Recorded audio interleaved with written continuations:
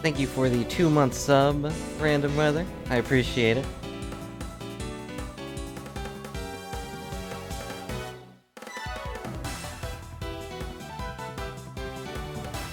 There we go.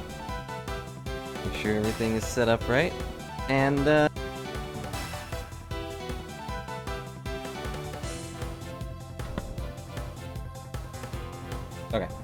So I'm gonna record this because we might move on to something else depending on how long this takes. So I figured, hey, I'll just record it so I can toss it onto YouTube, and that'd be the reason why the YouTube video probably won't have the intro thing that it usually has. So that's why the music's playing over a little bit longer. But if you cannot tell, I have moved the microphone. I don't think I can actually move it in camera without messing things up. Let me just do this real quick. It's gonna be weird, but hang on.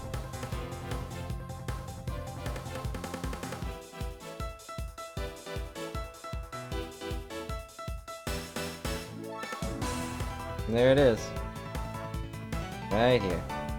That's actually as far as I can zoom out. Wow. Weird. That's all mess there, but that's fine. I've been meaning to clean that up though. There we go. But anyways, microphone's been moved, so it should sound a little better. I have to lean a little to the left now. I mean, not really much more than usual, but hopefully that'll take out the background noise a little bit. That being said, I did notice things while I was testing. One big issue being that... Bring this down a bit. One big issue being that if I whisper really quietly, you guys can't actually hear me. So if I go like this, you can't actually hear what I'm saying at all. Is that a good thing or a bad thing? Who knows? But you know, I should talk normally anyways. But regardless, we might be finishing up investigations tonight. I don't know how much is left in here, but I have been told not much. Let's see if we can get through this without dying. Did I mute this? Oh yeah, I did mute this because we played Pokemon. I could have tossed it back up. You did not. In your dang thing.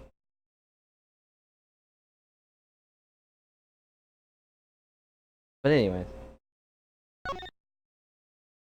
A blaze in, let's go. The last time we found out that what's-her-name Sheena was actually Callisto U. I'm surprised I remember the name. And Bad was also part of the Yatagarasu, and he was taken away. I thought he was taken away by Gumshoe, but Gumshoe's still here? Was he taken away with Wolf? With Lang?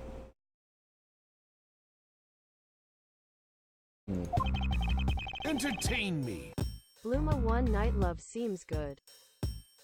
It seems good. I thought it was good. But thanks for 9 months tier 2 subscription, OP. I really appreciate it. Hope you enjoy your emotes.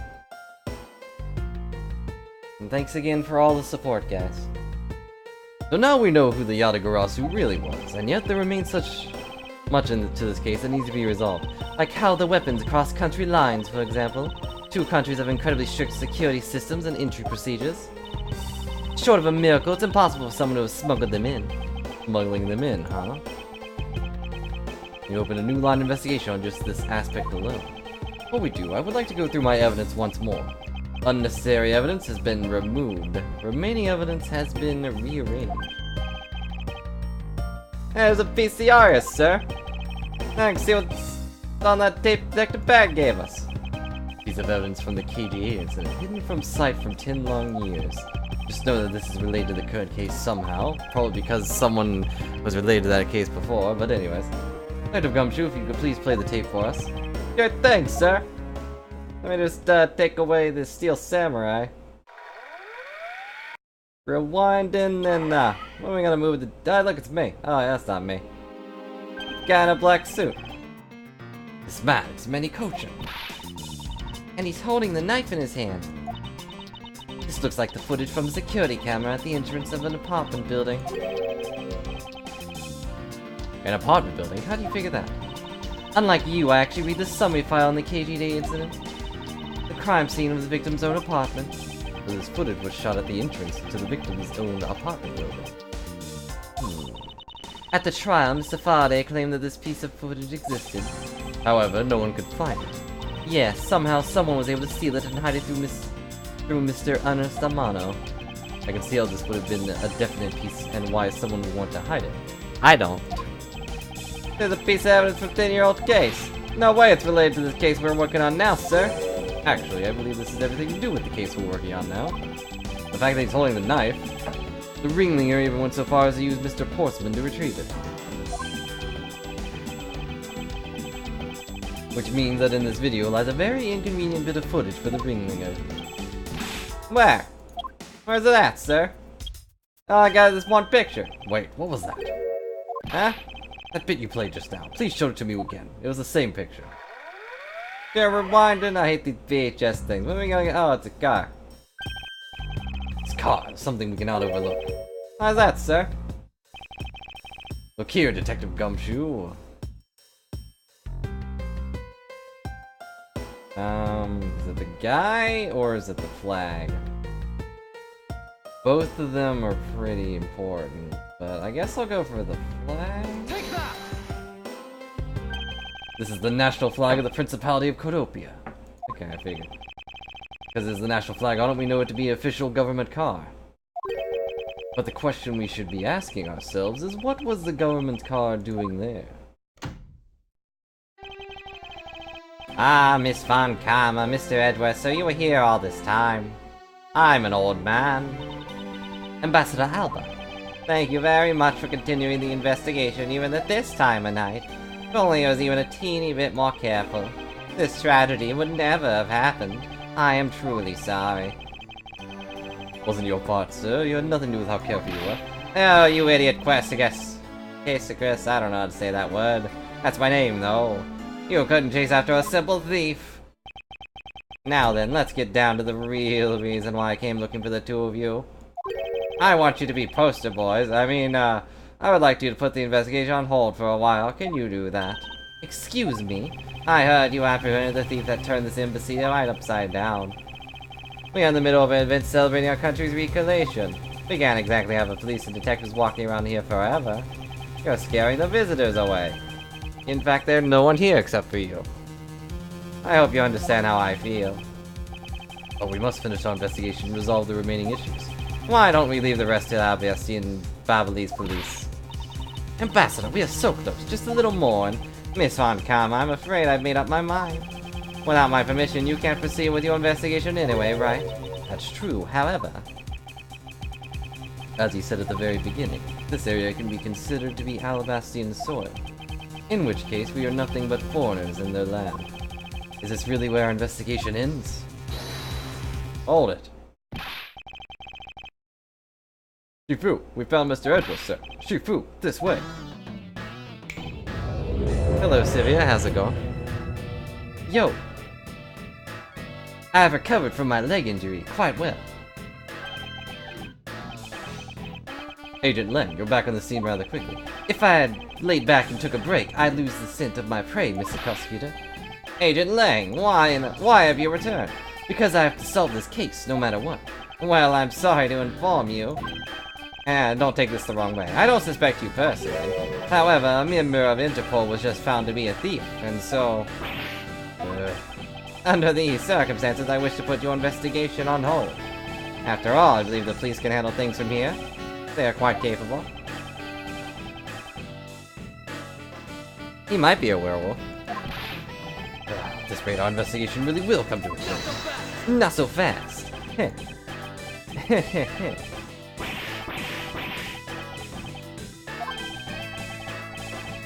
Ambassador Alba, I get it now. I really do. Oh, I'm very glad you understand how I feel. I'm just an old man. No, not that. What I was talking about is... I know who the killer is behind tonight's murder. You... No. The... killer? Do you really mean that, Agent Lang? Wolves don't lie. Unless they're, you know, it's... unless someone's lying about a wolf. Then who is it? You. First let me say that I'm not talking about Mr. Cochin's murder. That was all Sheena. Lang Zi says, the truth lies not at the exit, but rather that shines outside the maze itself. The truth is unexpectedly simple. Let me ask you this, who do you think was Damask 2's killer? I'll tell you who. It was you, Franziska von Karma. Excuse me.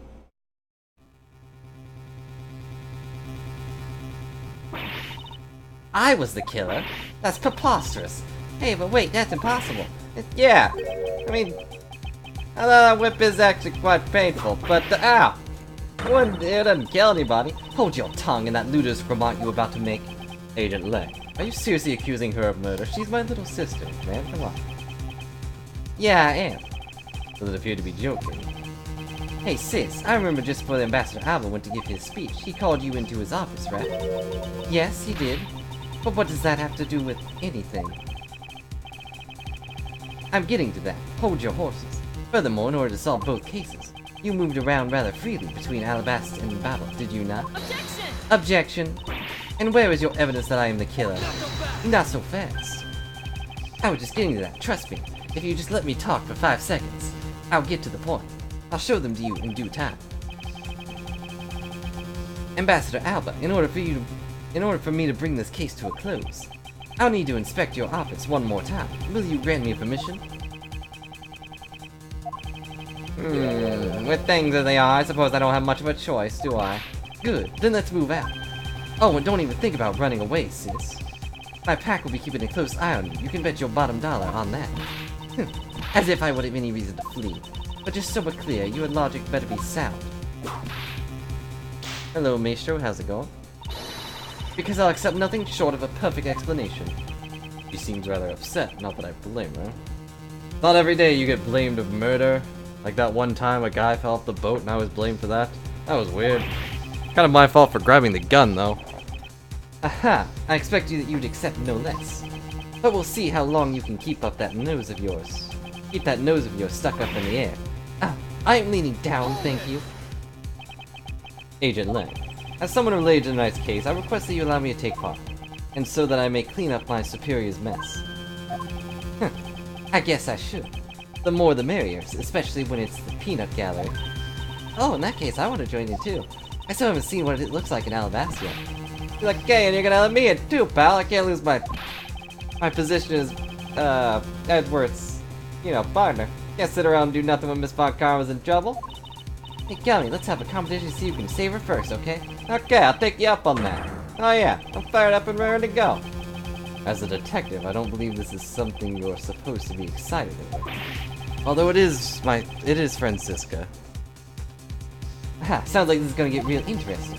Ambassador Alba, I'll be bringing these kids along for the ride. Ah, very well, you darn whippersnappers, but I'd like to keep in mind this will be your last chance. I'll have this whole mess cleaned up before you know it. Now let's go. Also, I hope one of you grabbed the tape out of that VCR.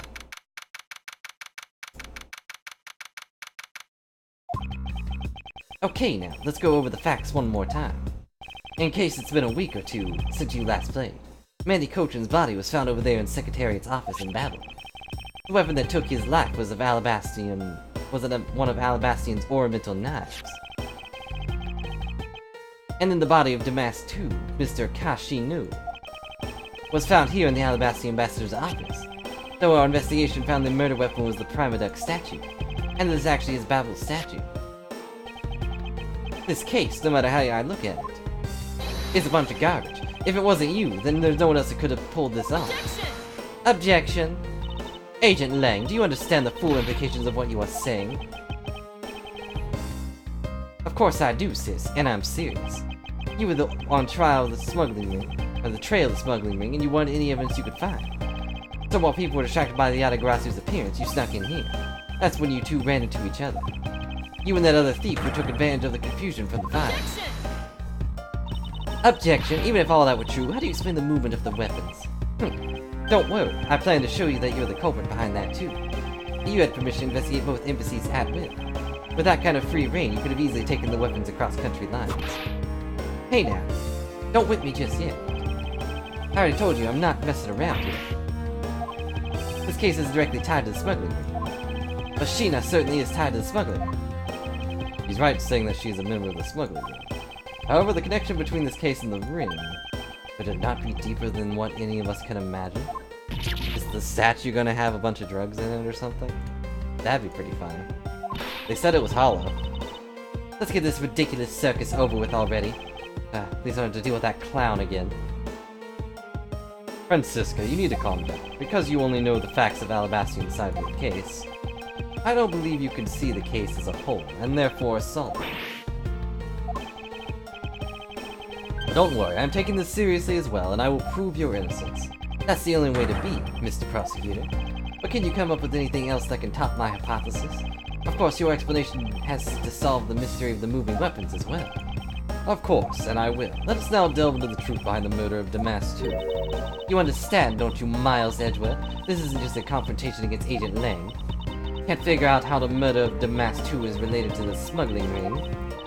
Then it will mean the end of our investigation. As long as I have no good counter-argument to his hypothesis, the best I can do is walk this thin tightrope and see what I can do. Come on, Mr. Prosecutor, let's get started.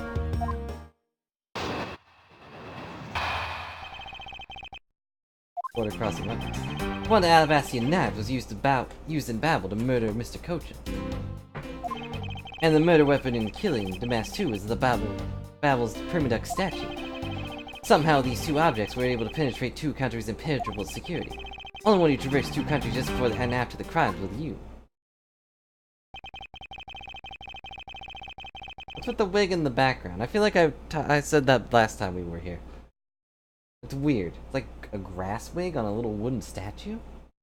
That wasn't in the other thing either, was it? Although that place got set on fire, so that probably got destroyed. Anyways, so long as I can explain how the weapons moved about, Francisco will remain a suspect. You got it, Mr. Prosecutor, so why don't you stop giving me a hard time? And repeating what I just said. Under these circumstances, who the heck can carry a weapon across country lines? I've worked through every possibility, but there's only one that's plausible. Your boss. Agent Lang, what I've learned from you just now is that you've lost sight of yourself. What are you talking about? By focusing too intently on which is in front of us, we became blind to the truth. Don't tell me Lang Zi never said anything to that effect. You prosecutor, what do you think you are, speaking about Lang Zi's proverbs like that? I don't need his proverbs, because my words are all you need to see the truth. I should probably look at my organizer real quick.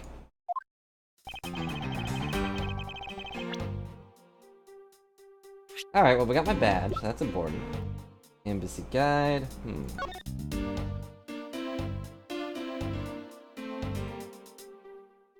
Perfectly symmetrical. Fake, but swapped with the real one. Originally from Alabast.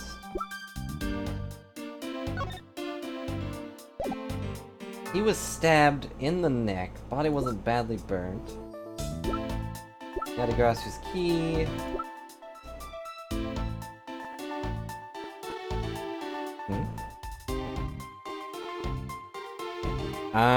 It should. I might have not changed anything with it. Let me see here real quick.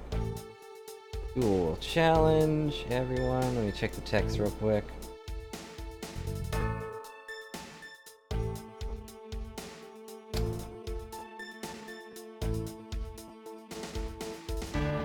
It's on.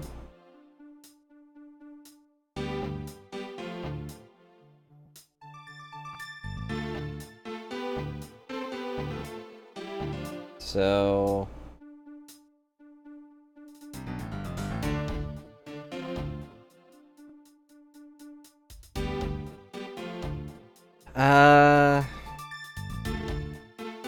I don't know. Also, why is my thing going down in sound? Oh, probably because I'm recording. The @ symbol might have been messing it up. That's what updates do. They mess everything up. Because he bent it, Larry couldn't do the early summer rain jab special attack. I was looking forward to that. Damask II's note. Passion flowers. Use as a weapon. Hoping we could see the bottom of that again.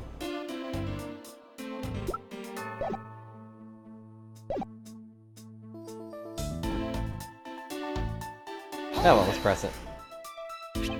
I concur that this knife crossed the country line. Good, but that's not the only thing that did. We must forget about the other weapon. The knife was only one. Oh, that was a short note. Hold it! So you're saying that the primitive statue was also brought over by Franziska? Like I told you before, that's the only way it makes sense. And how exactly did you bring it over? I haven't figured that out yet. That's a rather weak statement considering how sure you are. Maybe, but there's only one thing I do know for sure. Hold it! Impenetrable? I should hardly think so. Not so fast. You've seen the top of the wall between the two countries, right? Who in the world could cross over that? Yeah, not even I could climb over that thing with all the barbed wire. The only way into either embassy was through the doors of the Theater Neutralis. Only way for the knife of the Primodoc statue to traverse the two countries is through those security camera-equipped, well-guarded doors. Hold it! Was Franziska really the only person to have traveled between the two countries? According to the guards at both doors, she's the only one to go back and forth. The sis there was an Alabast when the Yatagarasu showed. Are we still never gonna address that water right there? And then just before you guys found Mr. Coach's body, she entered battle. I think we can assume that's when she brought the knife into battle. Objection! Then how do you explain the Primodoc statue? I haven't quite figured that out yet. However, the fact that these two weapons crossed the border proves that the killer must have also traveled across the country lines. Only thing that crossed the country border, the Primodoc statue and the knife. I should hardly think those are the only two items, Agent Lang.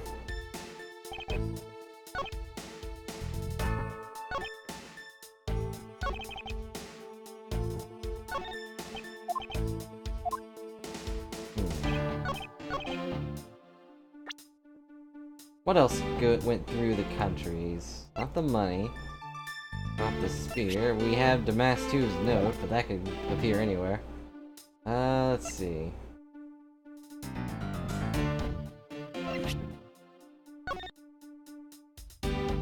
We did not examine these, did we?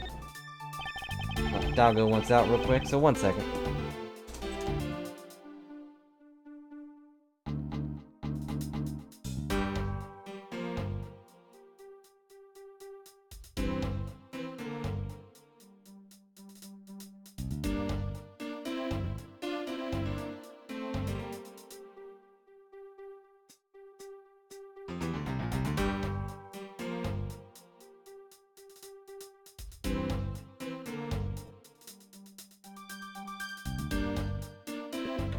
Oh yeah, the challenge does have a star cost. I thought about that as I looked at the star cost. I was like, well, Mimikyu usually doesn't have stars, but I'm pretty sure she got some. But nope. The design on these are rather eccentric for hair sticks. Huh? Really?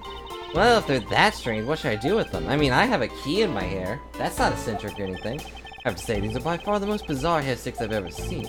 In any case, Cade, there's something I've been meaning to ask. How exactly did you stick that hair stick of yours into your hair like that? That's a secret, a ninja secret. Curiouser and curious. Hey, take a look at this, Mr. Edward. There's dirt on here. Totally ruining the beauty of the hair stick. I suppose. Why's the dirt stuck at the end of a hair stick in the first place?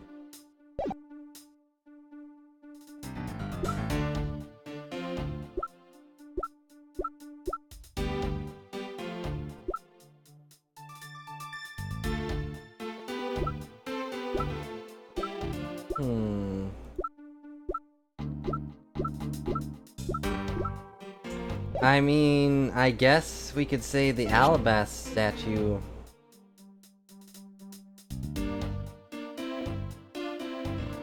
also went across the line, right?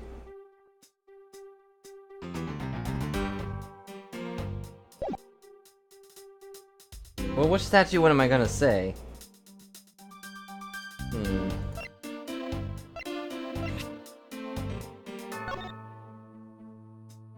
There's also this. That was also something that went across the wall. I guess we'll use that.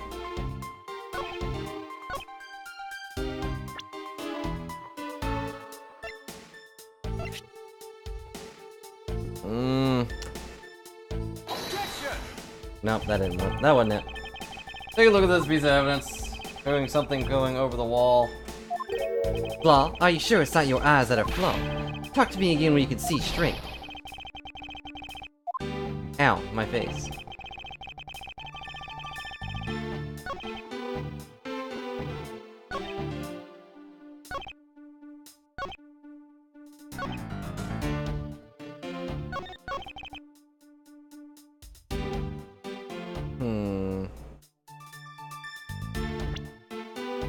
Would that be the one I showed the picture to?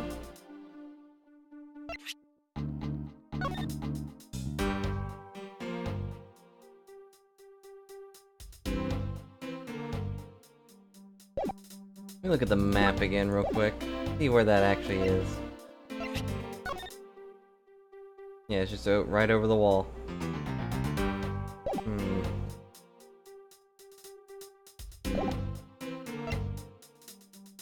But I'm not trying to prove that something how something went over yet.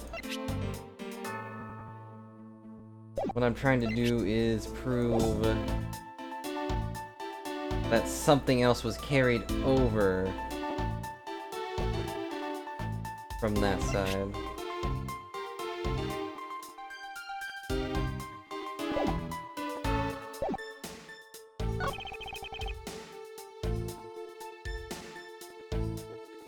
Get rid of this before it drives me insane.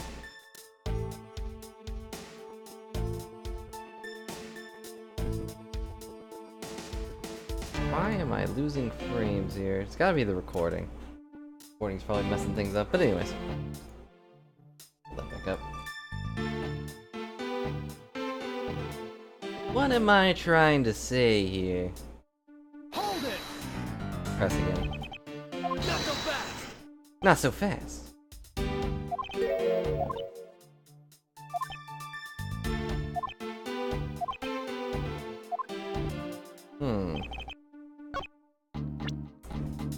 Well, the picture does go against that, but...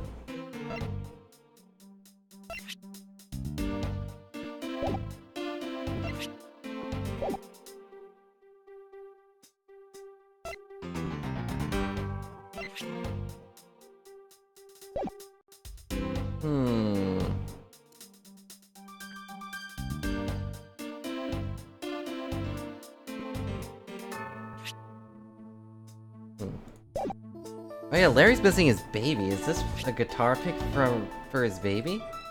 Does the baby have a guitar? Or is that the Jammin' Ninja? The Jammin' Ninja was here too. Right? Anyways.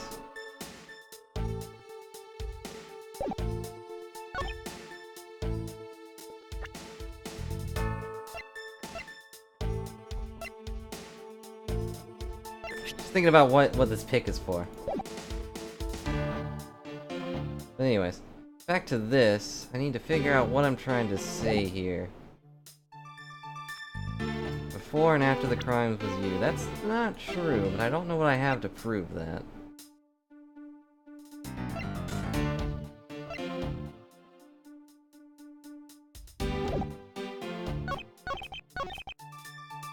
We used to murder Mr. Kochin. Murder weapon, the killing Damas 2. I feel like this one kinda...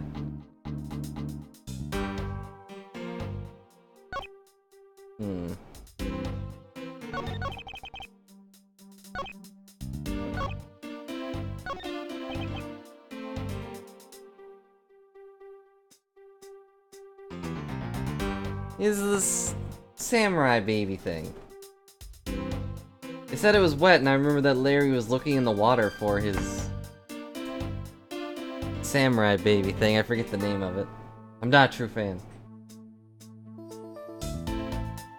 Wow. I think it came across the border of the primitive statue and the knife? I should hardly think those are the only two items, Agent Lang. What else traversed the thing?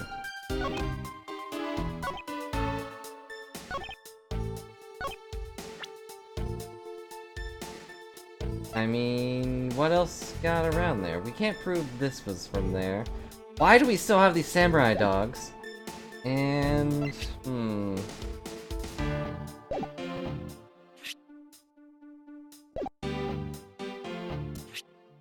I wonder what that one's for.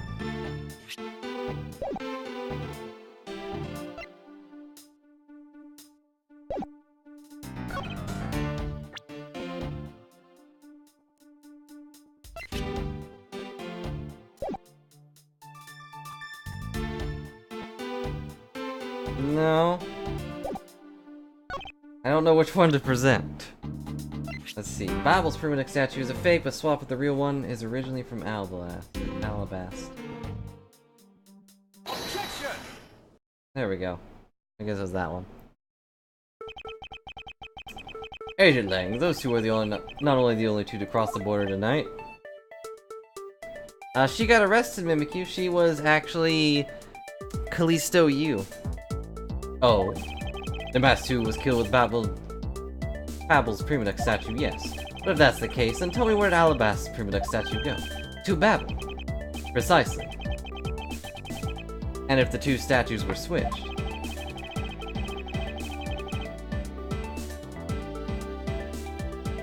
I mean, she's there, just, you know, under me. Taking off her sunglasses eternally. And this means that both statues were smuggled across the border at some point. Which means that a total of 3 items were smuggled across the embassies.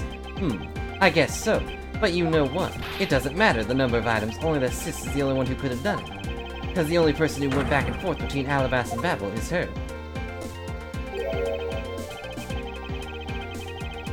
Is that really true? Was there no one else who could have traveled between the countries? Actually, there was definitely another person. One who paid a visit to both sides of the wall. Objection! Is that really so, Agent Lang? Aha!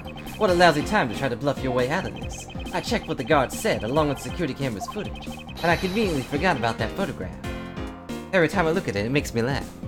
You're not going to overturn my hypothesis that easy. Well, suppose there was some other way other than through the theater doors. What other way? The other entity that managed to cross the border unharmed. If I pointed out, it would open up a whole new possibility. And though I hesitate to bring this out, as long as this entity exists, the impossible road becomes a possibility. Looks like you got some clever idea in mind. I do, and I can show it through a single piece of evidence. Hit, finally. Let's see this piece of evidence that will show me the other route.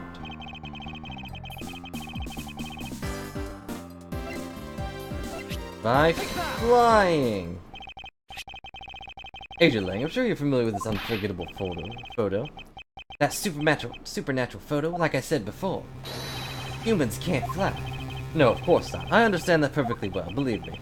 After that thing with the bridge, don't start claiming that Sheena somehow grew wings, either. I wouldn't dream of claiming that. And I won't allow you to take back what you've said, either. I'll say it again, it's not humanly possible to fly through the air without wings. You better have a good explanation for this, Mr. Prosecutor. Give me a second to talk and I'll explain it. But how can I prove who it was that flew through the air in this photo? Wait, not humanly possible. Eureka! Very well, you have your explanation. It sounds like you have a good idea simmering inside that head of yours. Let's hear it. The face hidden within this photo's blurry trailed shadow is...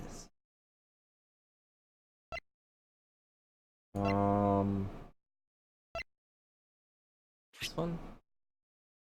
Take that! Naturally, the shadow is the third smuggled object, the Primodex statue replica. You can't be serious. The Yatagarasu, or rather Callisto Yu, dressed as Agent Sheena, was inside Babel. She dressed the replica statue up in clothes and launched it through the air. Not so fast! Mr. Prosecutor, you let out a very crucial detail in your explanation. I know I did. She launched it through the air? Ha! And how exactly did she do that? He's literally burying his face in it. But he has a point. How exactly did it move through the air like that? As long as this remains unsolved, we won't be able to move any closer to the truth. But reminds me, didn't he say this earlier? Remember that just before Ambassador Alba went to give his speech, he called you into his office, right? So just before the murder, Francisco was called here, right into this very room. If that's the case, then that may be another avenue I can pursue.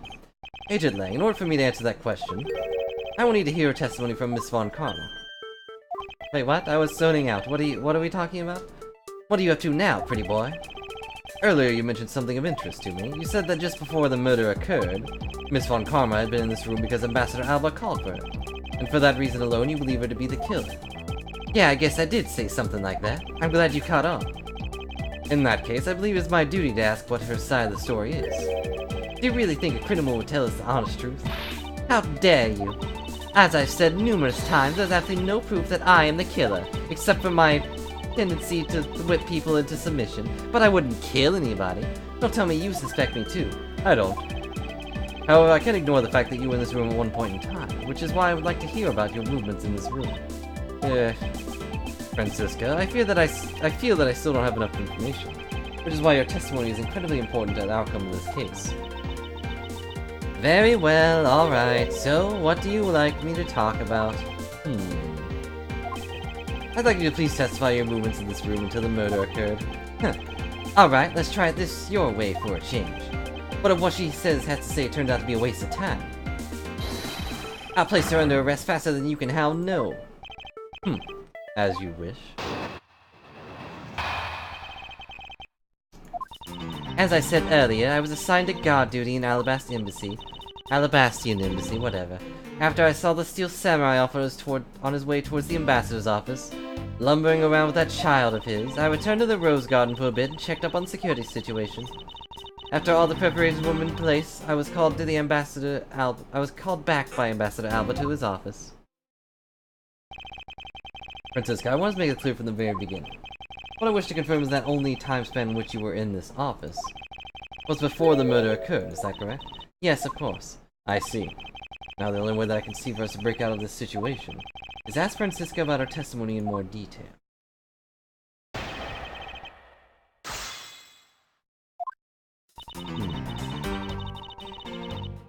Hold it! Hold it! The what?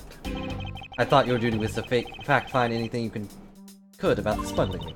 Yes, that was my job, but upon hearing that the Yatagarasu had sent a calling card to the embassy, Ambassador Alba called upon us to protect the embassy instead. That incident 7 years ago, or have you forgotten what happened here back then, even though we just talked about it? Wait, no, that was a different thing. Anything related to that case we were involved in appears to be rather painful for her. Not exactly one I can readily forget myself. That was shot at. Looks like you remember the case after all. Of course I do. I inspected every location, every possible escape route, except for the fireplace, and every aspect of the police security detail I did all that, and then after that... Hold it! So you were at the theater as well? Yes, and I suppose you were also there as well, watching that stage show? Well, yes. So Francisca was there. Well, after the show was over, I'd give it a 3 out of 10, by the way. I saw the Steel Samurai off. 3 out of 10, I can't believe her. Hold it! Why do you need to confirm the degree of preparation for even the speech? For security's sake, of course. What other reason could I have had? No one knew just how the Yatagarasu would plan on getting in, right? Yes, I suppose you're right. And in the end, the Yatagarasu chose to appear in the Rose Garden. Even if it did turn out to be nothing more than a shadow. Who would have thought that she would use a shadow? Why? Calm down, Francisca. I'm the one who told you about that. Must be nursing a grudge over the fact that she couldn't figure it out herself. That's a good point, Edworth. Anyway, there was no one there in the Rose Garden, and we were aware the speech was set to start soon after. Hold it! At that time, Damask body 2 was yet to be... Damask 2's body had yet to be found in this room, is that correct? That's right. But Ambassador Alba was here. One could hardly miss his rather large presence. A criminal will say anything to get out of arrest. How do we know you're not lying? Well, if you need proof, I'll be happy to oblige you. Seriously? I mean, you don't need to do that. Like I keep telling you, when I arrived at this officer, Ambassador Alba was already here. He was standing by the flower box on the windowsill, watering his plants. I can attest to that. I remember speaking with the lovely lady around that time here in my office. Alright then. Add that statement to your testimony, and let's hear some details. So Ambassador Alba was in the room at the time, was he? When I arrived, Ambassador Alba was watering the flowers on the windowsill. Hold it! For the sake of being thorough, I'd like to ask you something. How many flowers were there? How do you know Ambassador Alba was watering his plants at the windowsill? What do you mean by that? The entrance to the room was on the side, however the window was on the opposite side. What you say is true, then when you entered the room, his body would have been like a wall. He would have been blocking you of what he was doing, is that not correct?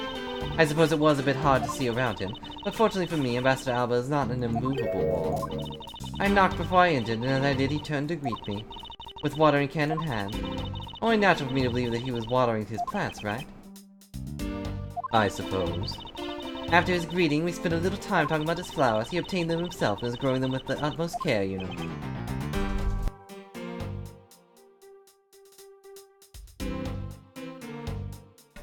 Sorry, I have Doggo now. Yeah. Plants in this room, they're all like my children. All 20 of them. The passion flowers in the flower box on the windowsill are growing beautifully too. All 4 of them are in full bloom. Miss Wonkarma, what did you say just now? I said that the flowers are growing beautifully. What about that statement do you not understand? What do I not understand? I do not understand why a certain thing is the way it is. I'd like to append that statement to your testimony. Very well. I'll do it again.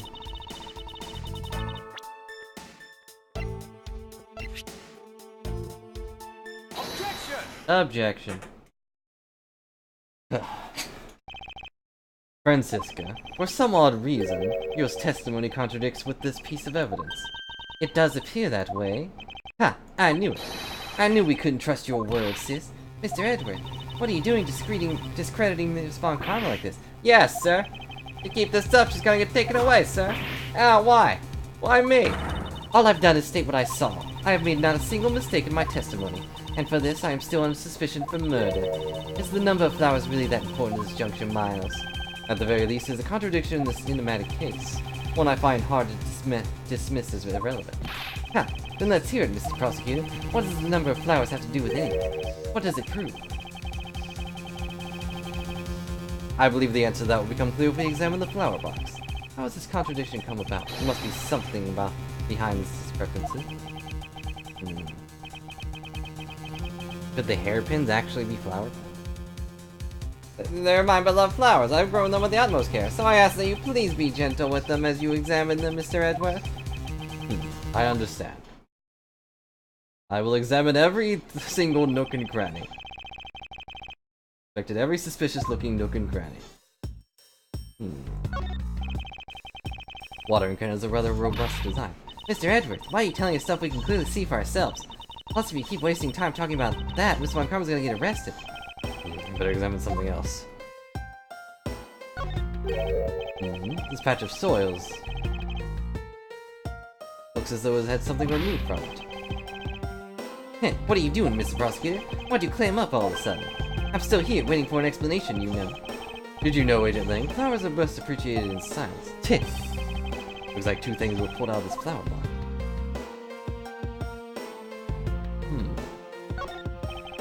Name of these flowers. I believe they're called passion flowers. Despite being called flowers, they are actually a species of vine.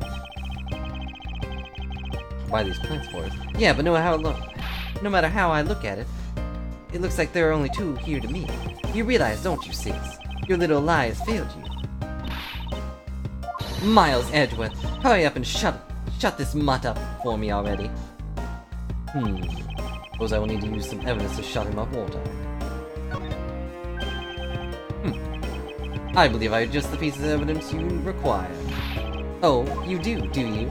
You have such confidence in your current plight, but I highly doubt it'll last until the end. You howl like a wolf, Agent Lang, but we'll see if you have any bite to back up that bark after you see the evidence. Truth the patch of flowers reveal can be seen in this piece of evidence. Take that! Sheena, who was supposedly in babbles at the entire time, had these hair sticks on her that look exactly like the plant supporters in this flower box.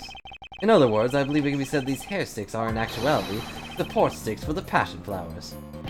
Heh, and so what? Is that really all important to the case? Of course it is. It means that we found yet another item that was smuggled between countries. Yeah. That's not funny. Think about it logically, Agent Lang. These sticks were originally in Alabasta, but somehow they wound up in Sheena's hand, who was in Babel the whole night. So make no mistake, these sticks were smuggled somehow, just like the knife and statue. Very well then. I want to hear from you exactly how they wound up in Babel. How did the Support Six find their way to Babel, and why? There must be some reason why they ended up in there. Aha, so that's why. Not going to, tell you exactly what that means. Agent Lang, if you please take a look at this and tell me its shape. Just another stick, isn't it? And so it is, but the shape of the Support Six is what's important. But when they are used with something in this room, that's when it all comes into focus.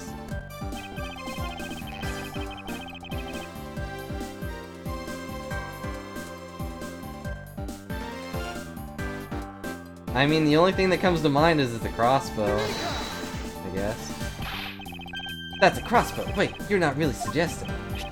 I am. These hair sticks, or rather plant support sticks, they make for perfect arrows. Ah, yeah. I've done it. I found a common thread that connects the two offices, but this thread is yet to be completely untangled. Even using the arrows, how does this explain how the statues were transported? Furthermore, who could it have been who fired these sticks as arrows? There must be a common thread that ties all these things together. Not so fast, Mr. Prosecutor, hold up a second. You do realize what happens when you tie a statue to an arrow, right? They don't fly at all.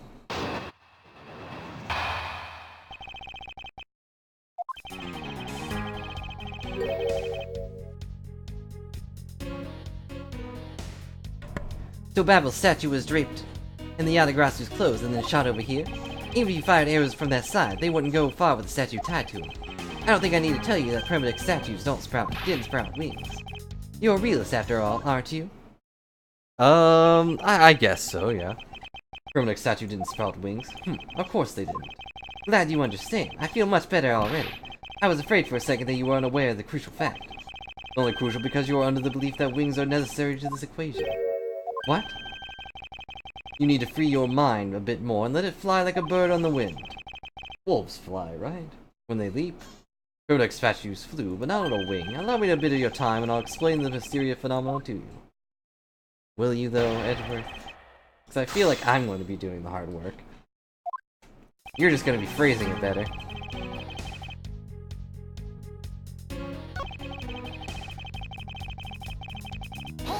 Hold it.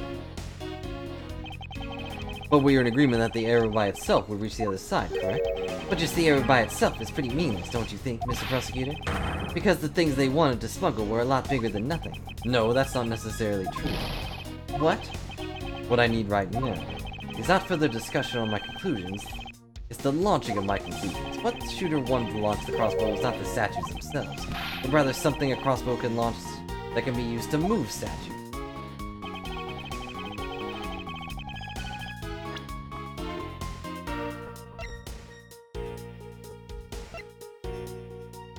Fire.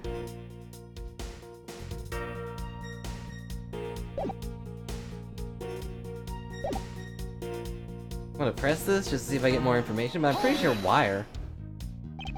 The thing the crossbow launched. Allow me to show you the answer. Well, come on then, show me what you've got. But I warn you, I'll know just when you're bluffing.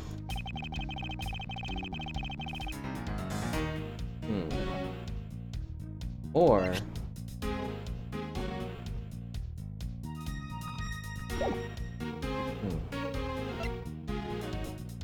congratulations and thank you on the 100 hours, Mimikyu. I hope you enjoyed all of them.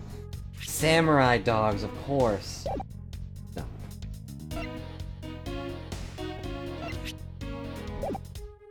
Is it wire or is it something else? Let's see.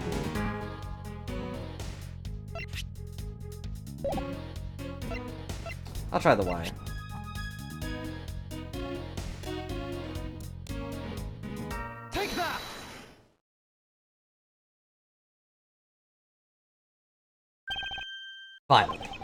Finally, we have reached this point in our discussion. For I present to you that which was carried by the arrow from the crossbow. Heh, I get it now, Mr. Prosecutor. I can see exactly what you were trying to say.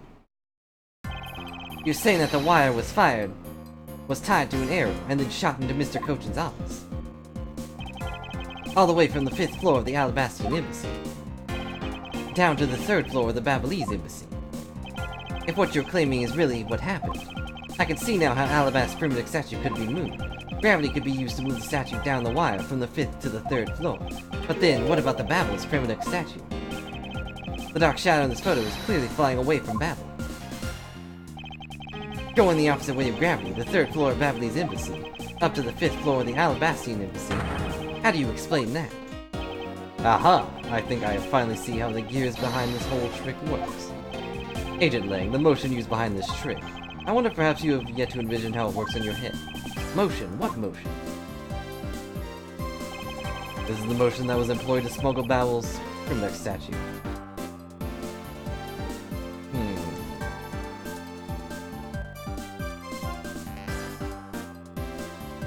Not swinging motion, that would go into the wall. Bungee action, I guess? Although it is rolled up, so...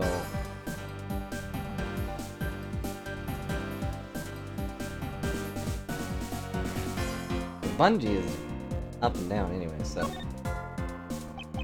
I believe it was done via rotary motion. The two statues were transported simultaneously. Not so fast, simultaneously, get real. The statues collide somewhere along the way. Objection! Did I ever say that there was only one line of wire between the two offices? Ah. If you shot an arrow with the two ends of wire tied to it, a circular belt can be formed. Not so fast. Lang Zi says, don't object and call success what is beyond reasonability. Take into account the tension difference between the two wires. The top one would snag too much to the point where where the statues collide anyway. Objection, Agent Lang. As you know, the primitive statue is one-of-a-kind national treasure. The fact that the Babel statue is a hollow replica of the real statue, it would naturally be lighter than the real one, meaning that my idea is very possible. Lang Zi says, pow! Nice. Here's what I believe happened.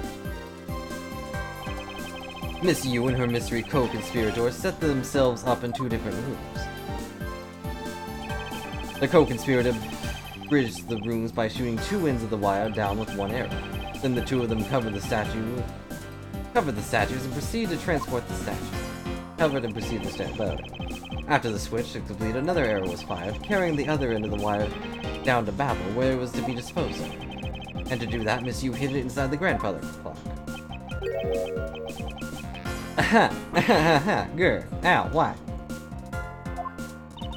This proves it, right, Agent Lang, that I'm not the killer. Not yet, sis. I still haven't had my dessert yet. Right, Mr. Prosecutor? The proof is in the pudding, as it were. Pudding is a nice dessert. So, do you think you can do it? Can you prove that what you said is what happened? Because remember, if you can't, I'll be taking a certain someone back home with me as a souvenir. I agree that as long as there's no proof, my hypothesis remains just that. However, what I have laid out is no mere hypothesis, for is one more piece of evidence. One more. This should be interesting. You think you have a piece of evidence that will turn your hypothesis into fact? Well then, let's see it, Mr. Prosecutor. The thing that made it possible for to create a circular belt of the length of wire. It is right here in this very room.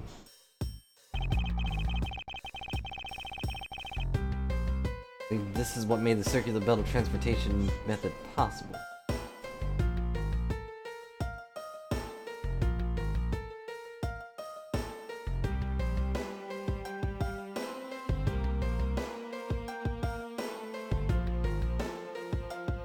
I'm thinking either the ceiling fan or the spear.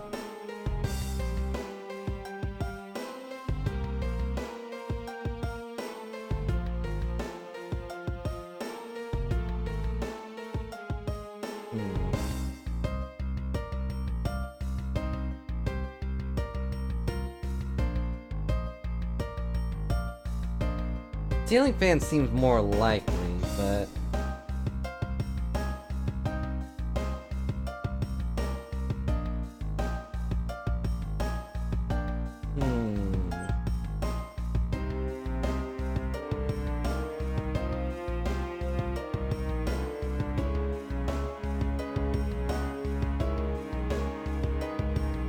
Yeah, I go with the fan. Take that! Ha! Looks like you dropped another bomb on us again. The last piece of the trick are two pulleys. Precisely. The ceiling fans double as pulleys in this case until one got set on fire and died, thanks to the fact that there was one installed in each of the offices. The ceiling fans made for the perfect pulley set for the wire to run on. Ha! Must be it. This is how the smugglers bypass the impenetrable security. Ha! You really are something else, Mr. Prosecutor. I bet you figured it all out already, haven't you? You know who the big hotshot is that set up this real-life stage show, don't you? Hey Gob, how's it going? Hope you're having a good night. The person who set up this rather large and complex stage show needs to be someone who had foreknowledge of the existence of a ceiling fan in both the Alabastian and Bavley's office, and that the Passion Flower support stakes to be used as arrows. The real mastermind behind this case? Well, don't you dare make this wolf wait for his food. Why are you so hesitant, Mr. Miles Edgeworth? Can't see what it is, then why don't you present something like you always do? A single point of the finger here in this case will explode an international incident. However, it's already too late for me to stop the forward momentum. It appears that I have no choice now, but to rush in. Well, point us to who the mysterious mastermind is. There is.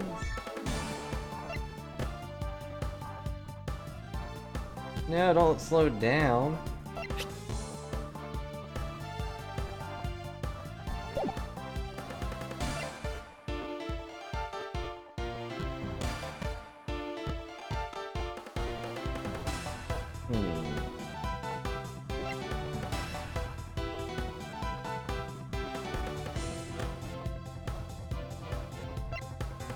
Don't know.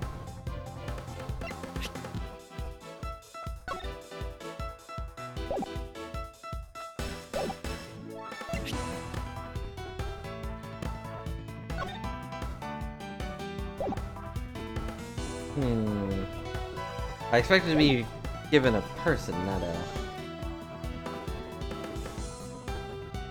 not a piece of evidence.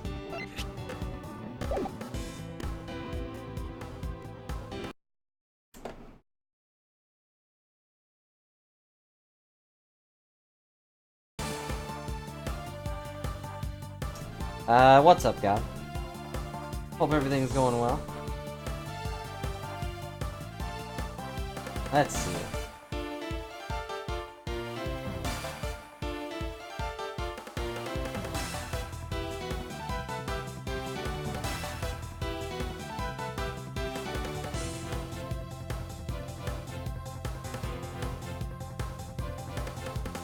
Neither hair sticks nor support sticks, they're actually crossbow arrows. Back on night shift? Oh, sorry to hear that.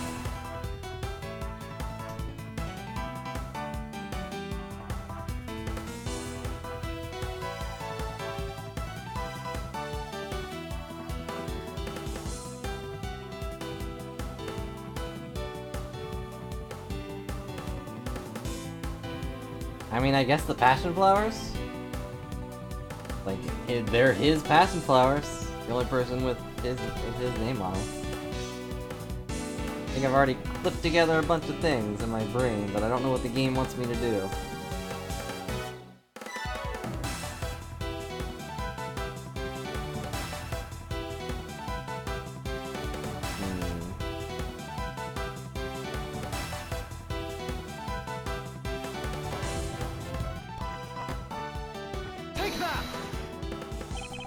Smuggling could not have been possible without the use of the crossbow. Furthermore, the arrows that were shot by the crossbow were plucked, as it were, from the flower box in this very room. They were planted so long ago that the passion flowers had time to grow so big that Miss Von Karma didn't even notice the arrows when she visited the room today. On top of all this, the fact that the culprit knew that both offices had ceiling fans tells us the person had very detailed information on the embassy's layout. So as you may have already guessed, the person I am accusing of hatching this plan, the person who grew the flowers in the flower box with the utmost care. Thus, it can only be you. Tuberkiss Alba. Airkiss? I don't know what I'm saying. Heh. Me? I'm just an old man. Are you out of your mind, Miles Edgeworth? I am certain of what I'm saying, and certainly out of my mind. But I'm also sure he's the culprit. Tell me, Mr. Prosecutor, what was the ambassador trying to accomplish by doing all the stuff you just outlined? Why in the world would he need to use a trick like that? I understand your need to doubt me. However, there's only one thing that stands out to me as a very odd. Just one thing, huh?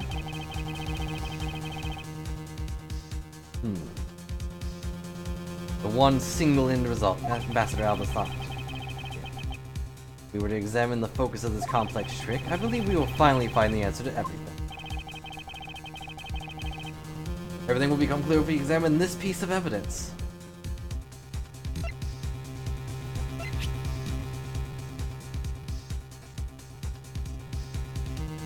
Take that! It's full of money, isn't it? I would fully understand the reasoning had the situation been reversed. However, to go through the trouble of swapping the real Primdex statue for the fake. I sense a very shady reason for such a bizarre action. And who better to ask for that reason than the King Primdex himself? I see. Ambassador, we'll be examining that statue now, with or without your permission. Don't do that. That's, my grandson statue.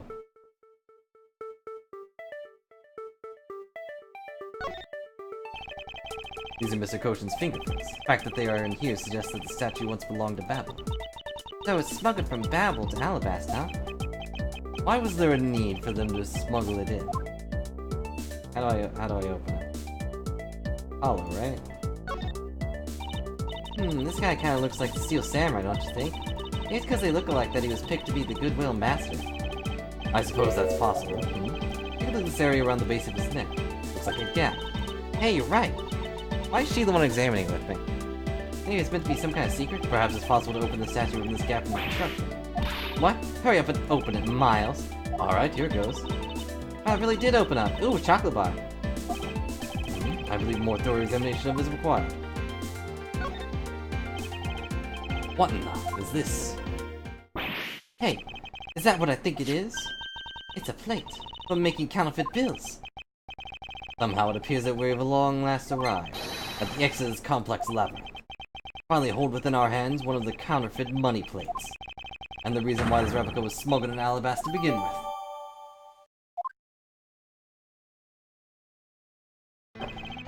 The Primdex statue can only be handled by the Ambassador or the Secretariat, and the replica is nothing more than a hollow shell covered in gold. These two circumstances make the statue an ideal object in which to hide contraband. After receiving the statue containing the counterfeit plate from Sheena, the Ambassador had the misfortune of accidentally running into Damask II. Surprised by the thief, the Ambassador raised the replica of the Damask II, and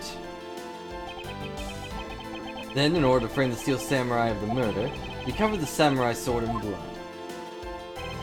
Well, Ambassador Alba? I was not paying attention. You're the leader of the smuggling ring. My country is a mess, and it's all because of you?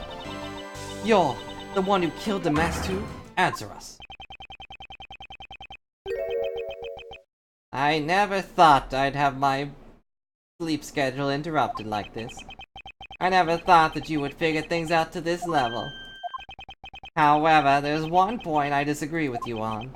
The head of the smuggling ring was Mr. Kochin. Not so fast. Quit screwing around.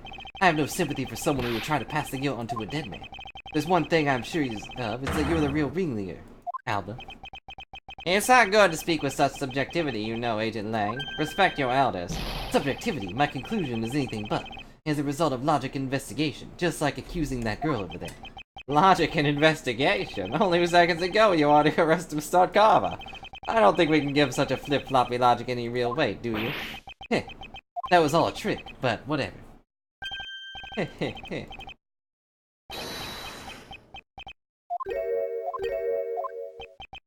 It looks like you still don't get why I came back. Excuse me?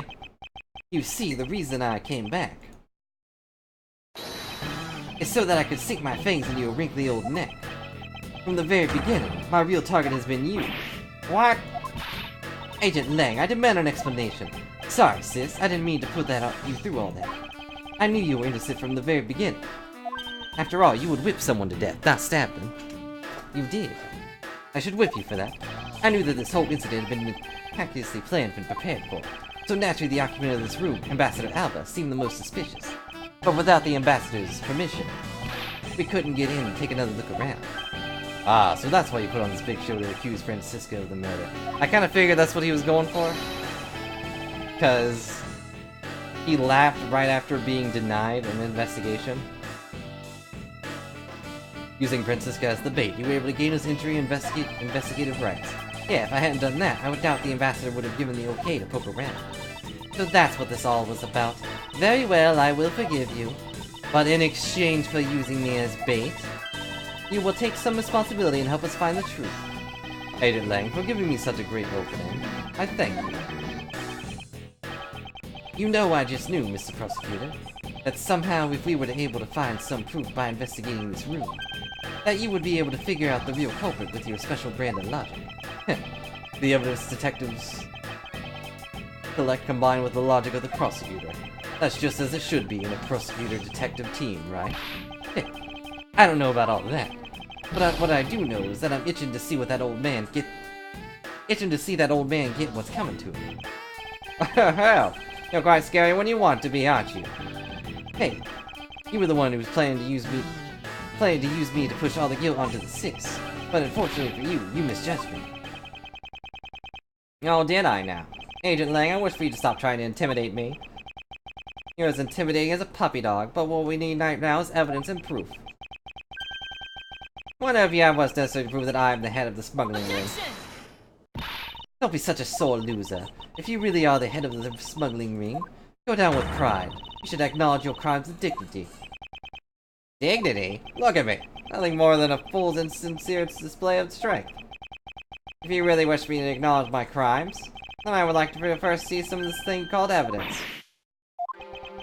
I tell you, I knew nothing, really. I didn't even know that a counterfeit plate was hidden inside that statue. Objection! You swapped the real statue that vested your country with authority to rule for a fake. Doesn't make any sense you didn't know anything. Doesn't make sense? Where doesn't it make sense? Can you prove that it doesn't make sense? He's really got us. He's turned the entire situation around against us. Hello, Bloodsilver, how's it going? Proof that Interpol has been after, which points to this man as the ringleader. We can somehow find that proof now, then we'll see that justice is finally served. But nothing I can use to break this case wide open. The pin! The guitar pin! Ninjas started this mess, ninjas will set us free. And it'll be jammed. The trump card and the videotape. With those two items, we might be able to finally bring this man down. But the card is evidence from a case that Mr. Faraday hid away in secret. And the tape was stolen by Detective Bad from the police. They're both illegal evidence. No matter what, a protector of the law can't be allowed to use such pieces of evidence. Needless to say, we've on Kama's command our commander to achieve nothing but victory, and by any means necessary. The only way to bring someone like that to justice was to do outside the courts. That's what we thought, at one time. I no longer follow the path of Manfred von Karma, and I won't follow the path of the Yatagarasu. This leaves me with what? What creed will I believe in? If I want to pursue the truth, then I will solely my hands in illegality. And if I want to pursue justice, then I will lose the truth. What is the law and what is justice? What path is a prosecutor supposed to follow? That choice is one I must make by my own here and now.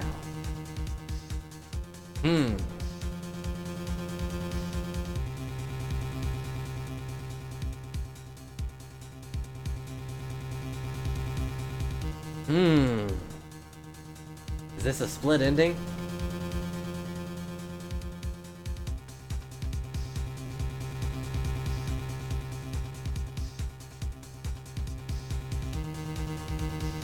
Save the game? Why would I ever save the game?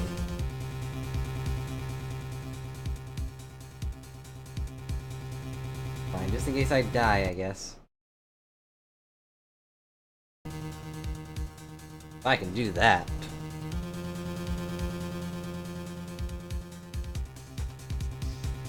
You continue, you lose.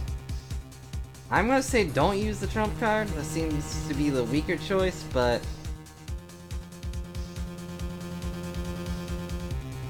I feel like that would be the choice Edgeworth goes with. So I will not submit to darkness. I am a prosecutor and I can't allow myself to use evidence such as these. Mr. Edward, if you don't do something, Master Alb's gonna get away with it. I know, but... Objection! What are you holding back for? The only thing Von Kama should pursue is the perfect proof. If you really do what it takes to complete our argument, then there is absolutely no reason not to use it. Not so fast. Langzi says, the reason people judge people is because people are people. People weren't born to be chained by the law. Laws were born to protect the people. You're the only one here right now who put this guy out to pasture. And that is the only way a second or third generation of the Xenophil's people will be born. Can you really still hesitate knowing the fate of a nation rests in your hands? There is no limit to the law. Any limit that exists was set there by man. When the person goes beyond that limit, then the law, too, crosses into new territory. What reason were laws invented? The answers to that I must now show. Oh, you just toss it out there anyways. I'm glad I pressed another one so we get the extra lines then. Ambassador Alba, I wonder if you might recognize this. Oh, I wonder what that card is. It's a pretty bird. Pretty bird. I've never seen that before in my life. It's a directives card used by the leader of the ring to relay instructions to subordinates. If a line said it was the Yatagarasu, he'd be like, oh yeah! Oh, is that what it is? This card was sent by the real culprit behind the KG Day incident 10 years ago. A man by the name of Mr. Manny Kochin. Oh, so why do you have such a card in your possession? Because it was hand-delivered to me. By a certain great thief, the Yatagarasu. The Yatagarasu gave that to you? That's weird. Don't talk nonsense, and let's be serious, Mr. Edward. Do you have any proof that the card contains directions from the ringleader? I'll have you know that the card is not the only thing I was given. What? This contains security footage that was shot just before the start of the KG-8 incident. The KG, what? The card and the video. These two pieces of evidence are what will seal your fate. Oh, very interesting. I must admit I'm curious now. Very curious indeed of these case-deciding pieces of evidence you presented. Great, the Yatagarasu has been chasing all this time, now stands before me. Can't allow this man, who had free reign for 10 long years, to simply walk away. Now is the time for me to bring the fruition of the balanced spirit that was given to me. And I guess now we're in this room. So, what's this interesting thing you wanted to show me? We could have just brought the VHS tape up to my office, but whatever. Trump card and the videotape. These two pieces of evidence together make for an ultimate hand. And this is where the real meaning behind Detective Bad's words will be realized. Detective Gumshoe. Yes, sir! Didn't even need to wait for him to say that. What you see here is security footage shot just before the KG-8 murder occurred. From this footage, we know that the card is a directives card from the smuggling ring. The second thing that proves that the card was used to relay an order.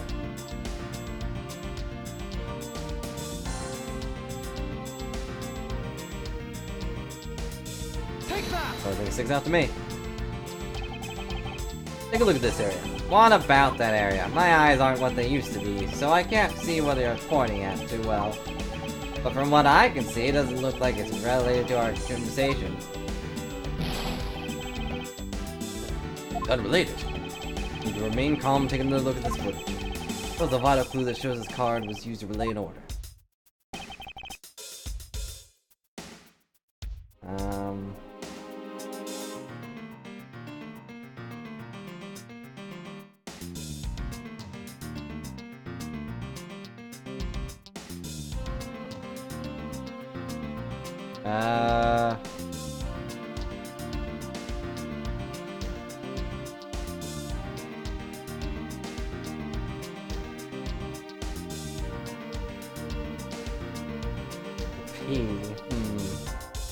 P is for parking, and he has a knife. He parks the knife in their neck, and it probably gets a ticket from the police. I don't know. This one, I mean, do I just look at the card? I have plenty of health, I guess. Take that! Okay. I felt like I went for the knife first because I was like, well, they just addressed the card, so I shouldn't point at the card, right? No.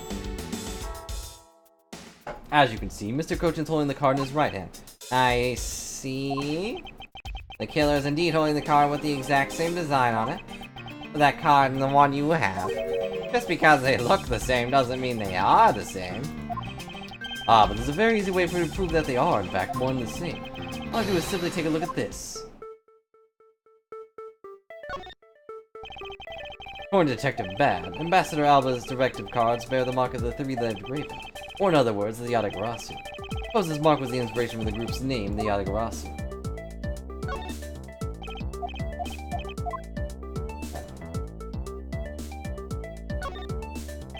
Alright, bloodstain.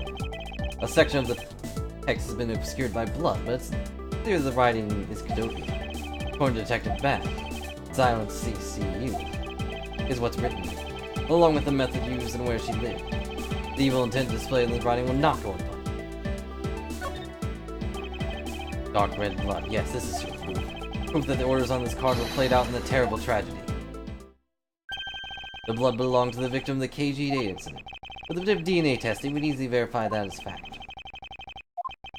If you have no objections, then I'd like for you to take a look at this next piece of footage. A car passed by in the victim's apartment building. An official Kadopian government car. What? Detective Gumshoe, if you could please magnify the footage, because you have that power. Wow, that's... For a VHS tape, that is very clear. This area of the footage directly links with the smuggling ring Kadopia.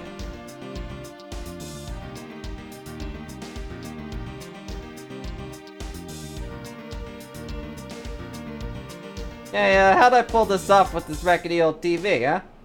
That's weird. What am I looking for here?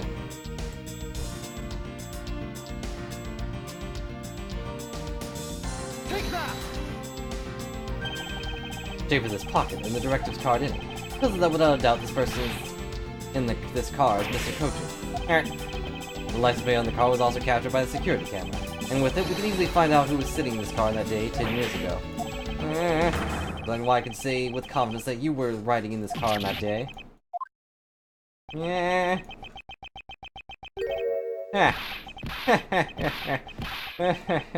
That's funny. Uh-oh. My back! You've done well, boy, to make it this far. However, about your claim that I was riding the car at the time, that's going to be mighty difficult to prove. How so? The Principality of Kodopia no longer exists, so naturally all records from that time period are also no longer exist. That arrogance. It means he's already erased all traces of them. Are we finished here, boy? Showing off his badges, looking right at me. The only weapon I have left in me now is this piece of footage. I can use against him. There's this. The badge he was just flashing me. Take that! What the? Ambassador Alba! Yes, what is it? You were once an army man in the service of Kadopia. It was you who made the many missions you participated in successes, correct? Why the sudden backhanded praises, boy? Although, to be sure, the brilliant medals on my breast were awarded to me during the era of Kadopia. Now I'm the only one who owns this particular medal. In that case, the only person who could be you is the one who's sitting in this car is you. How do you figure that? By the medal captured here in this footage. Clearly the same exact medal as the one on your chest. What? What? Oh no, it's mask. Face mask. This is how it will be, but I won't look back. But this is the path that I have chosen. Ha ha ha ha. You've moved me with your devotion to this case, Mr. Edward. Why is he taking such an arrogant stance with me? It's still flashing that stupid medal. It's almost looking possible, isn't it, for the lot of you to have come this far? Looks like I just might lose our little game this time. You might lose the game this time. You don't get another round, Mr. Ambassador. Is that a fact? Very well, I've decided to confess and admit my guilt. You're going to confess? I will accept whatever punishment that may come as a result. What then? Regarding the Mass 2 murder, I admit it. I did it out of self-defense. You're claiming it was justified self-defense? The Mass 2 attacked me, and I felt that my life was in danger.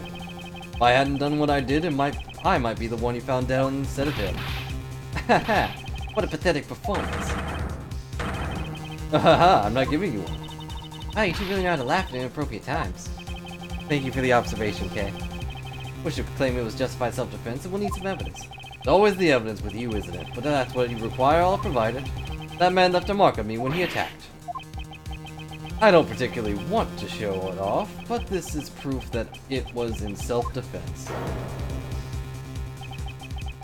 I'm an old man, and sometimes I don't pay enough attention when I should. But the Mask 2 didn't have a single weapon on his body. Hold on, something get worked up over because I hid the weapon. You hid it. I'm sorry, but as you know, murder is murder, even in self-defense. I couldn't let it become public, seeing as how I am the ambassador. This is the weapon you seek, my special bonsai trimming shears. Covered in blood. He was trembling quite badly during our struggle, but that's when he grabbed the shears that was sitting in my office and attacked. So you see, it was an act of self-defense. Is he right, Mr. Edgeworth? Since he has both a wound and a weapon that caused it, it's enough to declare it so. No way! Oh, which reminds me, I guess there's still one more accusation I need to resolve. Smuggling and counterfeiting. Unfortunately, all of that is my own secretary's doing. I had no knowledge of what was going on. Not so fast. Stop spewing nonsense. You're trying to throw my investigation under the bus in your desperation. If you want to get real honest, everything in this case can be connected to you. The murder of Damask 2 was done in self-defense. Preposterous. In my trials, no man escapes his crime alive. Perhaps so, but if you were my opponent in court. However, there's one important fact I think you may have forgotten. And what is that? Edward knows what it is. That's what you mean. Extraterritoriality. That's right. This embassy sits on what is effectively Alabastian soil. But any trial that is to be held will be held in Alabast. Therefore, the crime I just admitted to will never be tried in your courts. Agent Lang, what is the Interpol stance on this? Agents investigate, that's our job. Judgment of the people who confess to their crime. That's the court's job. And I have already confessed to in all of my crimes, Agent Lang.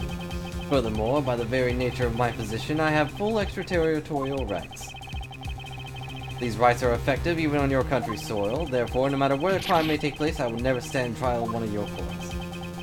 That arrogance in your expression, that's nothing like the face of someone who is ready to accept the consequences. Don't tell me you have a known country's judicial system eating right out of your hands. These crimes you all speak so seriously of, to me has all been nothing more than a game.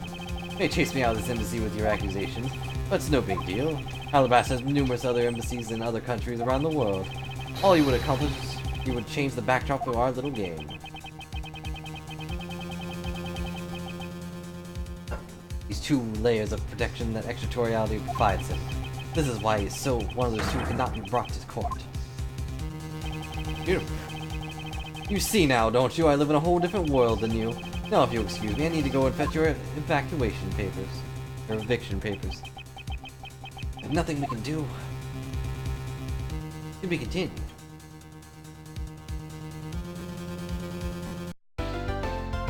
Yes. Did it actually matter what I picked back there? I guess not. He ended up using it anyways. Sorry for squeaks. Rearranging myself. Hey boss, I put the Steel Samurai back on. Also, I'm gonna help myself to one of those bento boxes in the back. Looks pretty tasty. Probably pretty cold by now, though. I can't believe it, sir. That worry said. Yeah, so there really is nothing we can do about it. In the end, we didn't have enough authority to bring him to justice. Can't believe that even if we know he's the boss, we can't lay a single finger on him. I know. Hey, Mr. Prosecutor, sorry to skip out on you, but I got some business to take care of. Over here. Can't even give an evil guy like him a slap on the wrist. What the heck are the laws created for? What good are they? Law can't help us. Then I'll go with the Yatagrasu and take care of this myself. Don't you dare. Mr. Edward. You get the bad end if you choose to use the trump card? But I use the trump card anyways.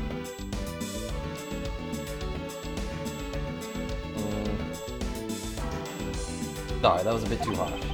I know how you feel, sir. We're trying to take one on the ambassador, after all. You didn't tell us earlier to get out of the theater. That's kind of their country, I guess. But I feel like I've been slapped across the face for just doing my job. What am I going to do? Should I retreat for now and formulate a better plan to attack?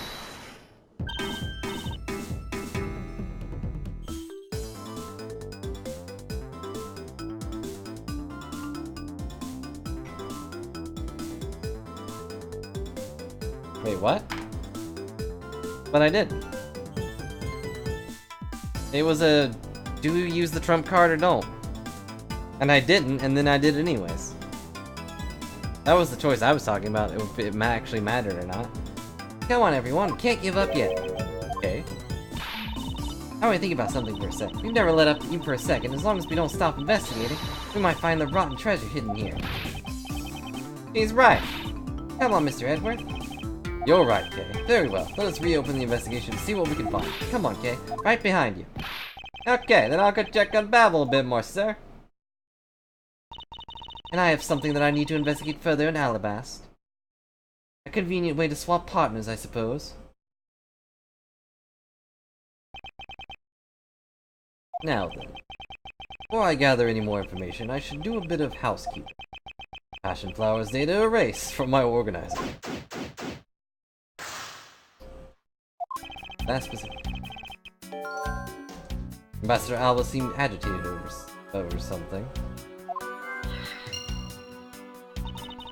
I wonder why. Two special circumstances surround the ambassador. First, the embassy itself has extraterritorial rights. If something happens on Alabastian soil, we're unable to legally prosecute them. Cool. Sounds like the embassy is a perfect place to steal whatever you want. And Murder Damas 2 run a smuggling operation and make counterfeit bills, apparently. I thought all the counterfeiting was done by Mr. Cochin and Babel. Yes, he apparently used the embassy's coupon printing press to do it. But it's the same story over there anyway. Babel also has extraterritorial rights.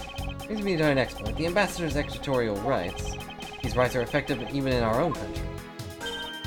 Really? No matter what happens, he can never be tried in our courts. He retains some very special rights indeed. Basically, no matter what wrongs he may commit, we can't bring him to trial then. Here. Guess we really don't have to stand a chance, do we? We might stand a chance if we can somehow nullify either one of his special rights. I want to go into the theater.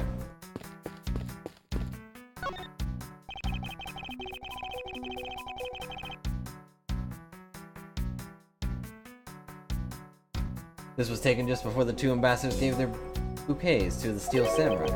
Wait, is it just my imagination? Or is there something else in this picture I've seen? I won't rest until I've inspected every suspicious-looking nook and cranny.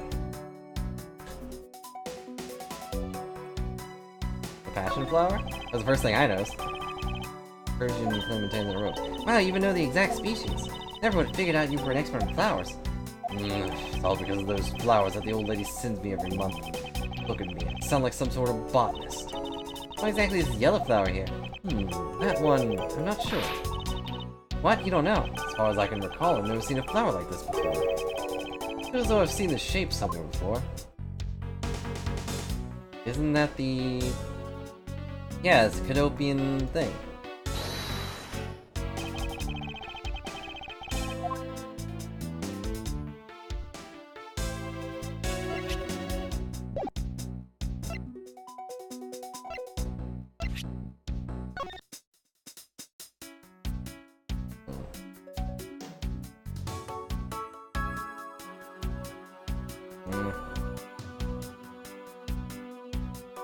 Move down. I want to look at the handle.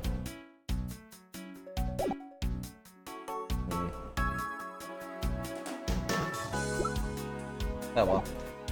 Let's see.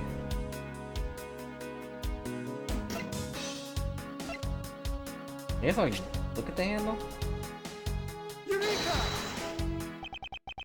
Babel's natural symbol is a butterfly, and Alabast is the flower. I hear that someone is employing the old hide a tree in a forest trick. What are you mumbling to yourself about? Wait, what? Handle on this knife? Yes, it's the handle that was supposed to be on the blade that killed Mr. Cochin. The weapon that killed him was carried through the Theater of Neutralis. In the very bouquet Ambassador Alba was carried. The flower. Looks like one of the flower petals is missing. Oh, take a look at the weapon itself. It's missing the exact same petal. The knife in these photos is most definitely the same as this murder weapon. Yay, updated. What else? Seems that lilies are the center of this bouquet. Okay. With an accent of something. Wow! You totally smell the wonderful fragrance. Okay, this is just a picture. Look, I know that. It's nice to imagine things once in a while, you know? Okay? Jeez. What's your sense of empathy? If you can smell the fragrance of flowers from a photo, that's more like a hallucination. You don't have to be so mean about it, gosh. Let's just draw forwards in full blue. Wow, the pun. Maker standing there with smack in the center of the two making peace signs. Ah, Steel Samurai stands out even more than the two ambassadors in the picture. Oh hey, the person playing the Steel Samurai is one of your friends, right? I wouldn't call him that. No, I have no idea who he is. Wait, but you said he. You know which gender he was, so you must know him, right? I beg that you please refrain from talking about that person with me ever again. I mean, you could have just said, you know, he's the Steel Samurai. Of course he's a guy. What's his name? What is his name? I forget. What's the guy's name that plays, Steel Samurai usually?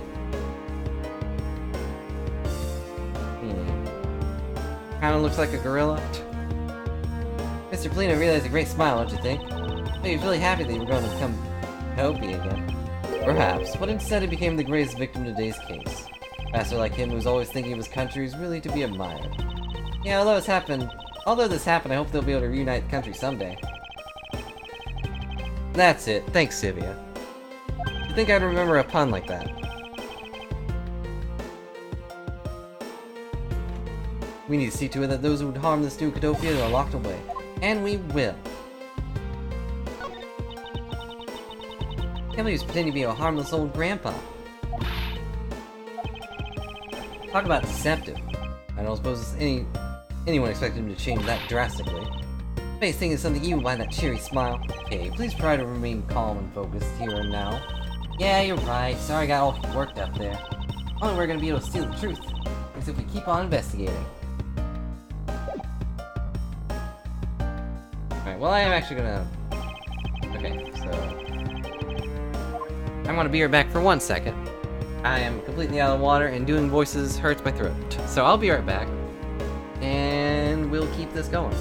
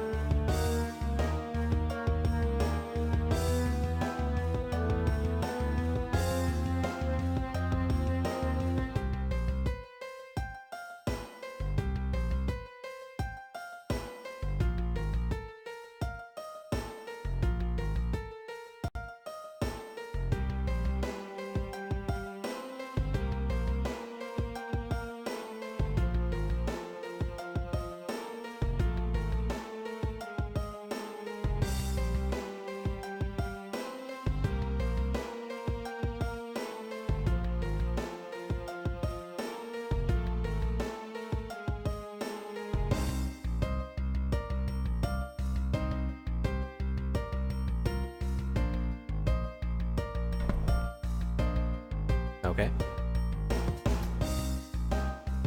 What are you guys playing music notes for? This is awful dramatic music.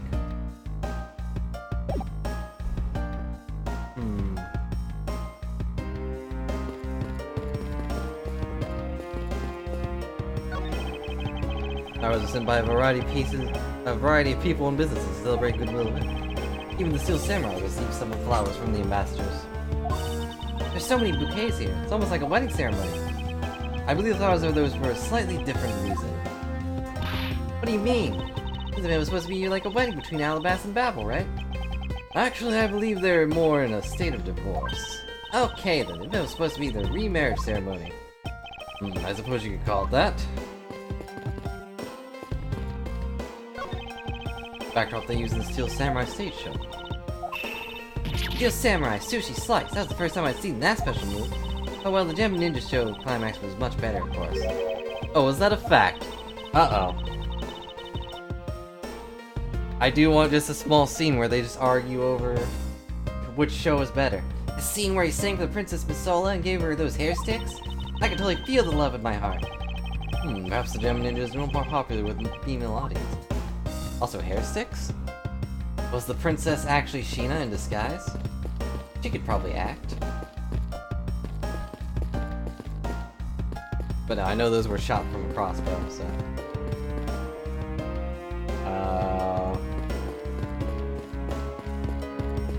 Go over here first. Hello, and welcome to the Embassy of Babel. I'm sorry, but I really need to enter your country at this time. So, right now, for a limited time, here at the Babelese Embassy, we're offering the very special experience, the Terrifying Fire Ashes Tour. So how about it? Shall I sign you up? We're fine, thanks. We have an investigation to run.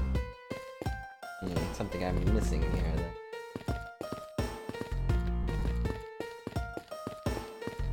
Or I need to go to this guy.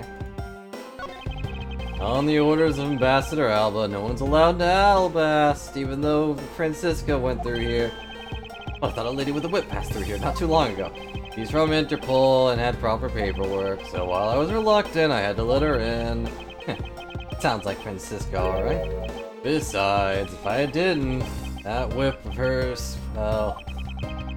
Yep, definitely it's Francisca. I watched her walk over here. You'd think I'd be able to connect the dots anyways. Nope. Okay, so I guess I need the logic things. Anything else?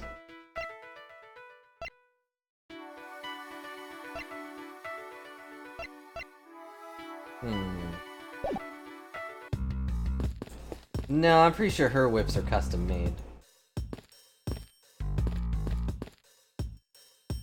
I was just sent by Global Studios. Global Studios? That's where they filmed the Steel Samurai television show. They've been producing hit after hit recently, so the studio is being remodeled.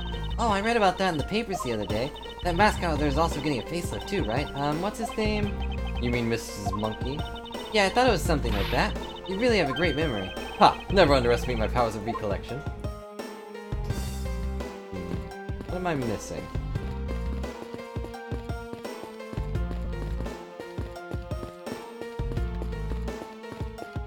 Can I logic something?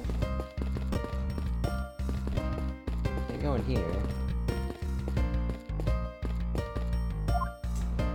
Hey, what do you think? Yeah? Agitated Alba? Mr. Edward, if you don't pay attention, Ambassador Alba's gonna get away. Yeah, I know. I was asking you the question. Now hurry up and do that swing thing you always do. I have no idea what you're talking about. What? You don't? Oh, come on, you know what I'm talking about. That thing you do. Are you talking about logic? Yeah, that's it. So hurry up and let's swing already. Alright. To be honest, it's been a bit hard to connect everything up until now just by looking. I should be able to piece things together if I take another look at my leads. Now's now the time to use logic and reason my way to the truth. I guess the only thing that makes sense would be...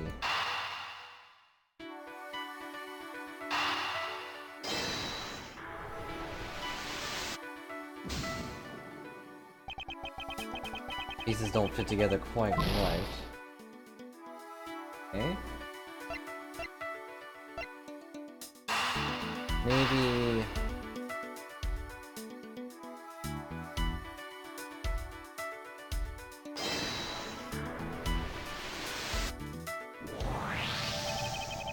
Okay, so they were moved because the thing was under renovation. Okay. We know that the counterfeit bills were printed using the embassy's press, but the necessary materials such as the Babyliss ink and paper must have been hidden in a secure location. What do you think would have happened if the renovation had begun? They probably had to find a better hiding place or get rid of it all. Right, so we can assume the renovations caused the plate and bills disposal, and the reason Mr. Kochin was killed as the ringleader of the smuggling operation. Based on what we know, who do you think was the one with the most to gain?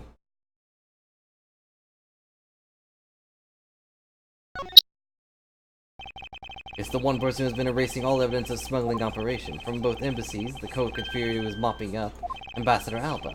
Ambassador Alba had a very strong motive to kill Manny Kochin.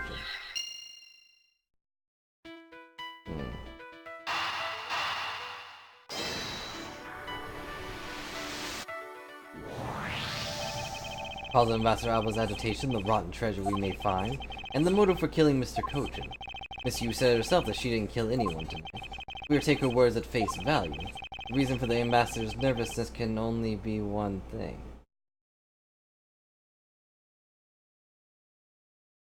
He didn't shoot the guy with the crossbow, did he? Like they finished the trade and then he shot the guy and then Sheena cleaned it up? Nah, I think Sheena was the one that did all that, so...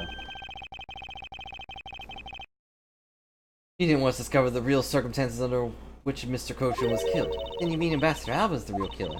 I thought the two of them were friends. Maybe they were, but what if Mr. Kochin was the one who first betrayed their friendship?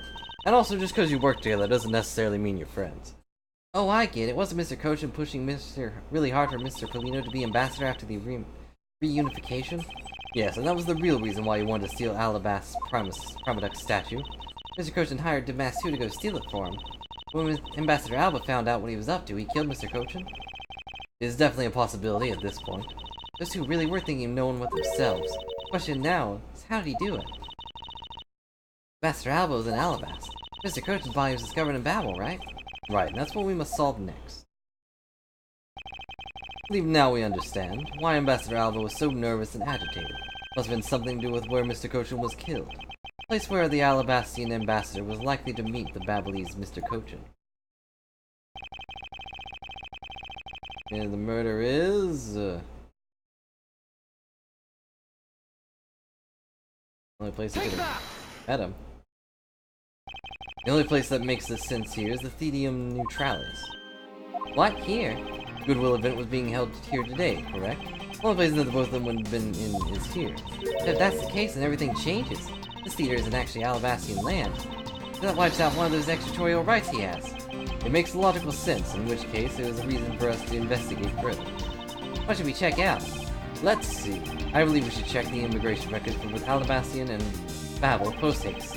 Babel's records should be easy to obtain, however the problem would be Alabast. Why don't they allow us to see the records despite our order of... Objection! I'm already one step ahead of you, Miles Edward. Francisco. I have here security footage from both the Alabast and Babel. You do well to take a look at its contents. Cool. You move fast. Avant Karma strives to be perfect in every way. Not in my nature to keep on retreating like this. I took the liberty of looking over the Babel investigation reports as well. From now on, you will make no excuse to back down or say that we can't solve this case. I'm sorry about earlier. We will not be beaten, because my cute little subordinate is going to try his very best, isn't he? Haven't you patronized me enough already for a lifetime? So this video contains footage from Alabastian's immigration screening area. I really hope there's something in here that we can use.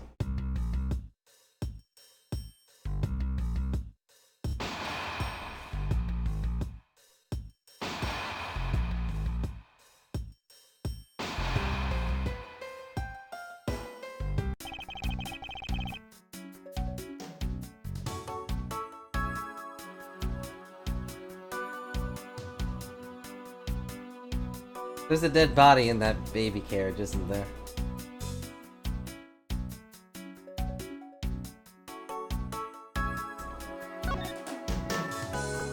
I can't believe how completely fooled I was by the way he carried himself. He had me fooled too. According to the files I had sent earlier, Ambassador Alba was a Cadopian hero. He saved the royal family from danger countless times. What bothers me is why would a man like that create a smuggling ring? Even with all the authority I have, I still can't figure out why. Sounds like the ambassador was a hero who's corrupted by evil. You either die, hero, blah blah blah. No, what happened in the past, we can't let the man he is now escape justice. This man is the immigration officer who's on duty, making the exact same scary face he was making a minute ago. Wait, just me or is he blushing? Because he gets flustered around the ambassador. I guess the ambassador is well respected inside Alabast too. You could say that. The guard doesn't appear to be capable of looking at the ambassador.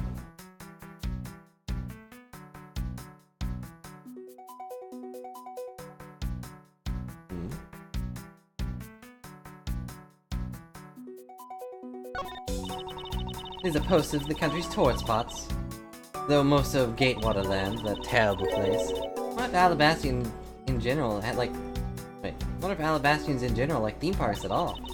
God who stopped you between the Gatewater Land a number of times, apparently. Guess they don't have theme parks in Alabast, huh?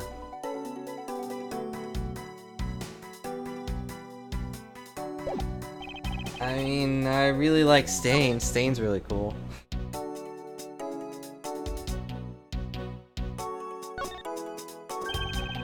And something about this lump-shaped Starkey was odd. Huh? Isn't it supposed to be this shape? No, there's clearly something odd about the bulge. If only we had the push card itself, we could compare it and confirm it by punch. Yep, there's a dead body in there. Let's hope this was a Babel security camera. Hope it shows something good.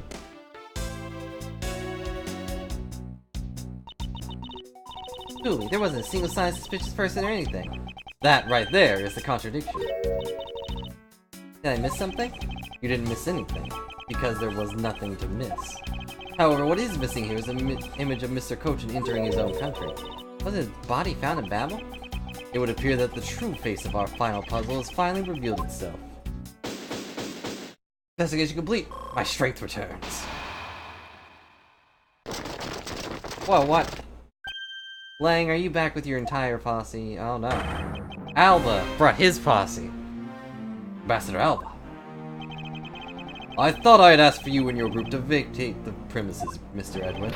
Actually, I thought I should let you know that this theater sits on my country's soil. You've had your fun and enjoyed your little game. I dare say that you've even achieved a new high score. Be sure to put in your initials. However, once you've recorded the score, that same game can never be replayed again. That's not true. You understand what I'm saying to you. Your game is done, and it's game over. No. Objection! Objection! Where do you think you're going at this time of night? After admitting my crime, I was overcome with regret, so I'm heading to the airport now to return home. I'm afraid I can't let you do that. Still too many issues we need to discuss with you. You can't stop me, Mr. Edgeworth, and you know it. Hold it. But I can. Please, may I have a little bit of your time, Ambassador Alba? Ambassador Polino. Just a teeny bit is fine with me. The already strained relationship between our countries is in a precarious situation, you know. Very well. If you insist.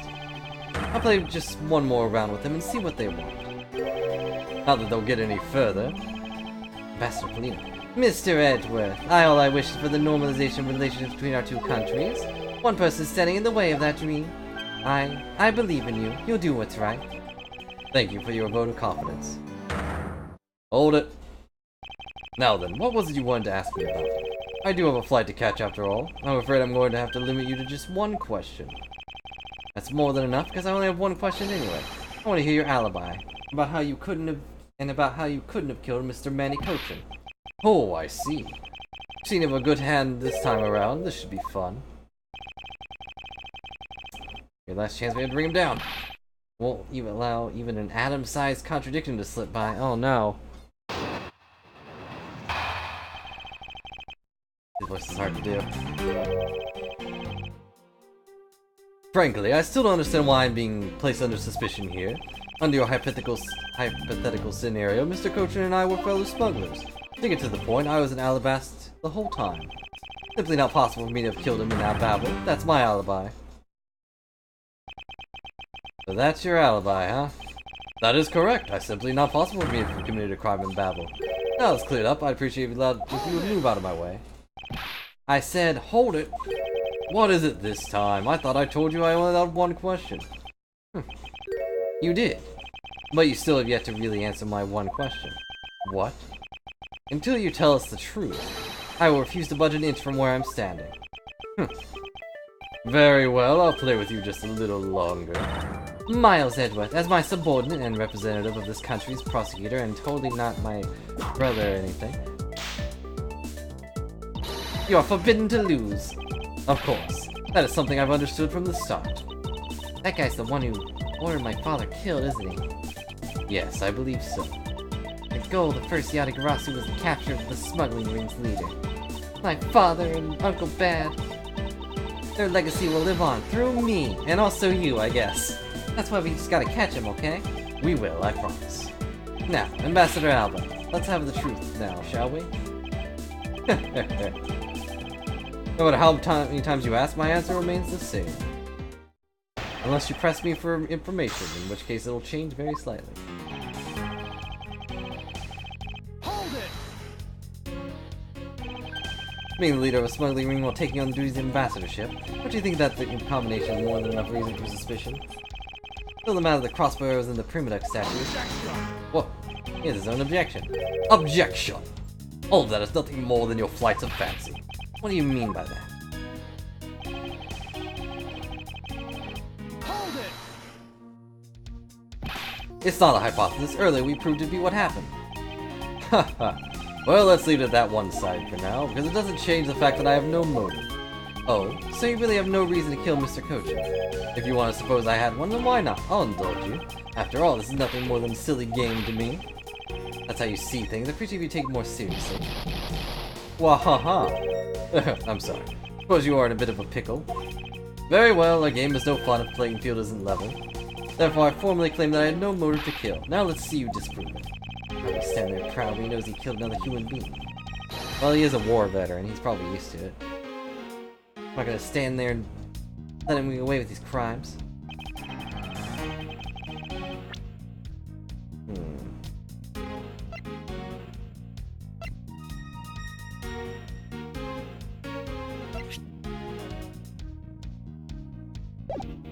I want to show that just yet. What motive did he have?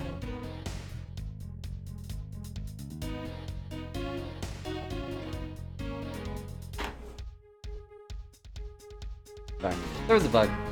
Let's see. What motive did he have exactly?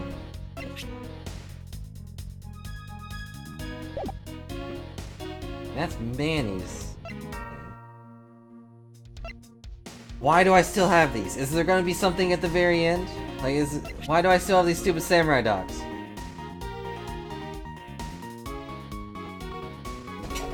Like, am I gonna present at the very end, like, Gumshoe's gonna be like, I'm hungry, I can go for some hot dogs or something, and I'll just be like, oh, here's samurai dogs. Like, why do I have these things still? Anyways.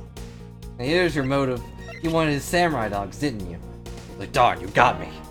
You had all the samurai dogs, and I wanted them all. Anyways.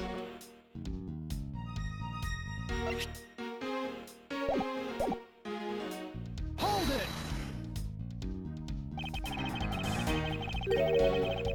Are you serious that just because you were partners, you had no motive to kill? I'm only following your hypothetical scenario to a logical conclusion. Looks like he's not going to admit it himself that he was in leagues with Mr. Kojin. I suppose not, but I do know his relationship with the smuggling ring and Mr. Kojin. He's the ringleader and that Mr. Kojin was his subordinate, right? Correct, but I know more than just that. Miss Von Karma, I'm sure you remember the safe in Mr. Kojin's office, correct? Yes, why are you asking me? The safe had 2 compartments to it, didn't it? Yes, and why do you think that the stolen goods were being stored in Mr. Kojin's office? Maybe because he was trying to cheat Ambassador Alba behind his back? Mr. Kojin didn't return the goods over, but decided instead to keep them for himself. I suppose that's possible. It seems to me that both men were only concerned with their own wealth and well-being. Maybe they didn't have a trusting relationship after all. What Ambassador Alba had to the game. I believe that is his motive for killing Mr. Kojin. What are you people whispering about amongst yourselves over there? Ah, I'm sorry to keep you waiting. Now then, let's continue with your testimony.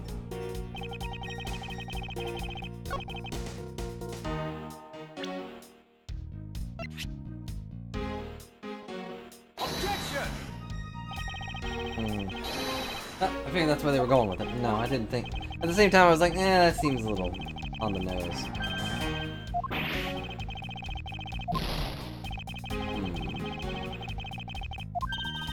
Miles Edgeworth, you can't chase him down with that kind of evidence. Yeah, I know. Let's think calmly and rationally about this. It's not impossible to take this man down. Motive. I mean, the only other thing that comes to mind, it's like my first thought, would be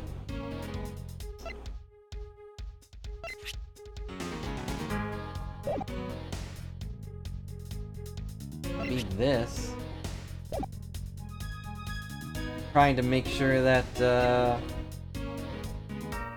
Polino became the real head of Cadopia. Well, the recreated Cadopia.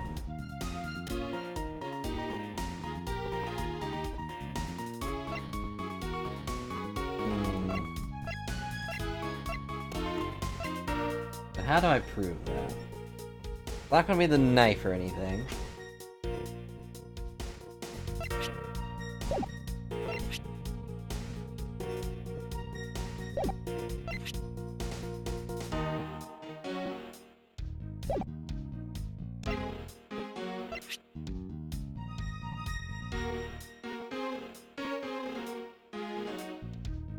Meh.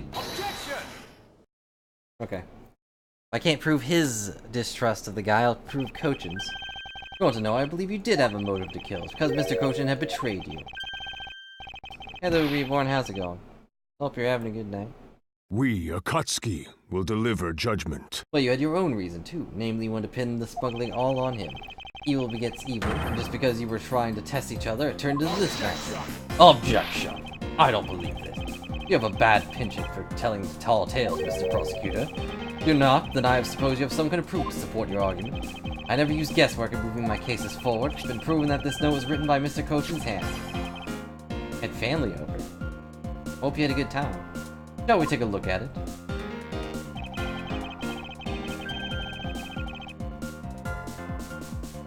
Content of the note was a request calling for the theft of the Alabaster Parmetic statue.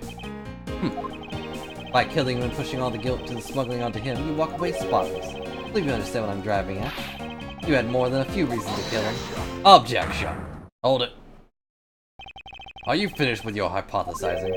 Excuse me. Let's suppose I did have a motive. Even so, a motive or a thought alone can't kill. Isn't that right? Expect him to resort to playing semantics game with me. Appears that this is where the real battle will begin. Now then, if you'll excuse me. Wait, what? I told you at the very beginning, didn't I? You only get one question. Ambassador Alba, if you could please give us just a little more of your time. It doesn't matter what kind of man Manny was, he was my subordinate. Why, I'd like for us to figure out the real cause of his death. Hold it. That is something for Bowel to figure out, and something which I have no relation to. I've even turned down a request from Ambassador Polino. I'm very sorry, it seems now even my voice falls on deaf ears. There's no reason for you to apologize, Ambassador Polino. I can't do very many voices, guys. If there are no further objections, in that case, please allow me to return home. Come shoot to the rescue? Nope, it's K. That's okay. Hold it right there, Ambassador Alba. Like I said, Mr. Edward, Yanagarasu's legacy will live on through me. Yes, but how do you suggest we stop him from you? You just leave that to me. Ambassador Alba, do you recognize this? No, and why should I recognize that tattered old organizer? Wait, where have I seen that before? It's a clue my father, Byrne Faraday, left for us. Did you say Byrne Faraday? Mr. Faraday's organizer. Don't tell me it's the one from the second KG-8 incident. The one in which you wrote about the Yatagrasu's key. Yeah, this organizer belonged to the prosecutor you had Miss Yu kill 7 years ago. I have no idea what you're talking about. You say that like it was related to me. Inside this organizer, you wrote every detail of every evil thing you did. What an amusing little girl you are, but that sort of trickery won't work on me. If you don't believe me, then take a look at this. What was that toy there?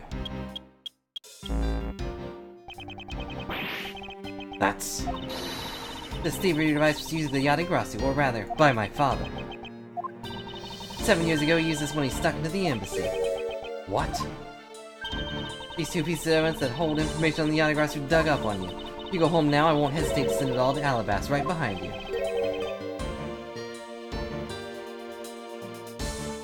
Little girl, get to the point. I want you to go up against Mr. Edgeworth one more time. If you win, then I'll hand over these 2 pieces of evidence. Yatagarasu, even though ever the thorn in my side. Did that organizer really contain any information on his dirty dealings? It's nothing case-breaking, really. Then it was just a bluff. Even if it was, we still can't let all the info my father and Uncle Bad found go to waste. Plus, just the existence of the little thief is troublesome enough for him. These 2 pieces, aren't they keepsakes of your father? It's okay, I believe in Mr. Edgeworth. He'll come out on top in the end. When the going gets tough, someone's gotta be there to put wind back in your sails. After all this time, you're still quite the feisty one. I applaud your powerful nature. And now I whip you. I refuse to lose this too. Ambassador Alba, you won't be returning home until you give us further testimony. How dare you are, barring a person like me. Ambassador Alba, your testimony, if you please. Okay. This is the absolute last.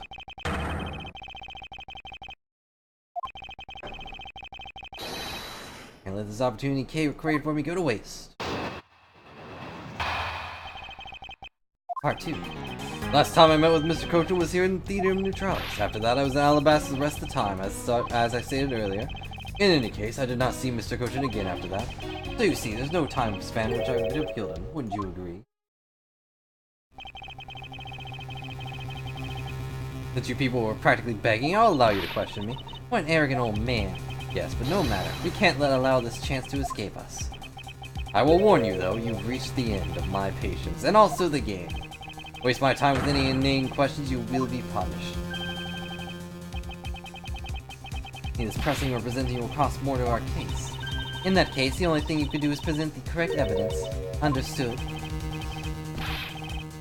I don't intend to let him intimidate me. He was killed before he returned to Babel. There's only one statement in which I need to present the evidence.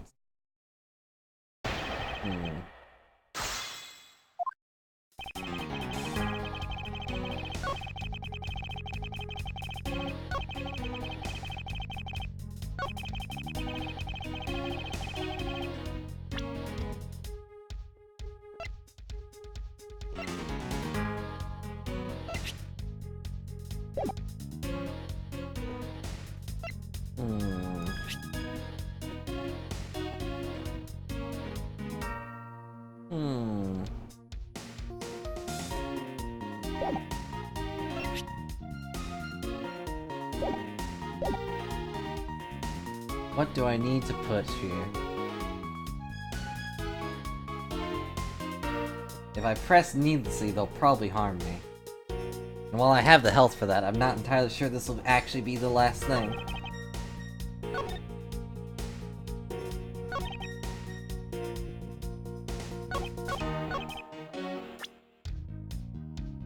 Alright, let's use Apollo Justice mentality.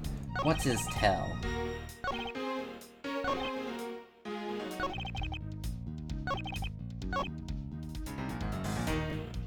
Probably this.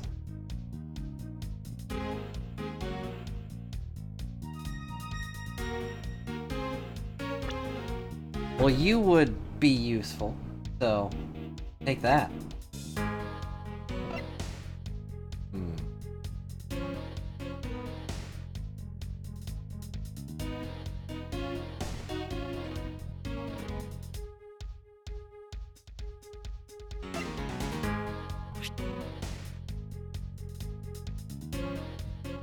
Totally would be. Can I present the security footage?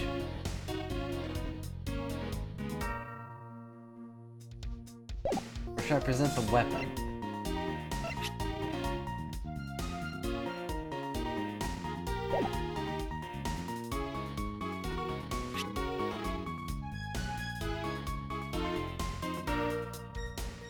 Security footage is probably just gonna... I don't know.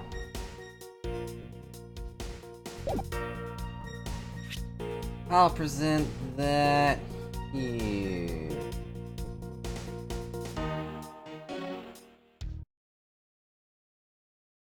Just in case I die. I don't want to die. Objection! There's one of the two. I knew it. I'd like to take a look at this picture. Every time I do, it makes me laugh. Actually, it makes me cringe because Larry's in there. It's a rather nice picture, isn't it? I was commemorate the restoration of the relations between our nations. Oh, it's commemorative, alright. One that captures the proof I need to show it was you who committed the murder. Come again. This is the knife that killed Mr. Cochin. Yeah? I see you recognize it as well, for it is you who brought it to this theater. You hid it among the flowers you were to give the Steel Samurai, meaning that you killed Manny Cochin here at the theater. Yeah, it's time for me to catch my flight.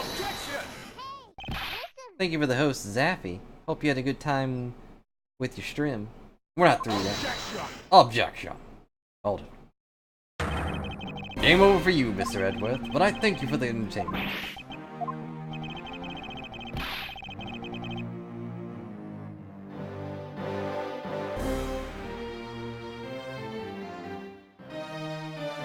No matter how passionately you orate, the end result will be the same. I won't be returning this country ever again. That's right, this man is ambassador. And he has the extraterritorial rights. Or however we chase after him, we won't be able to cap him and tried in court.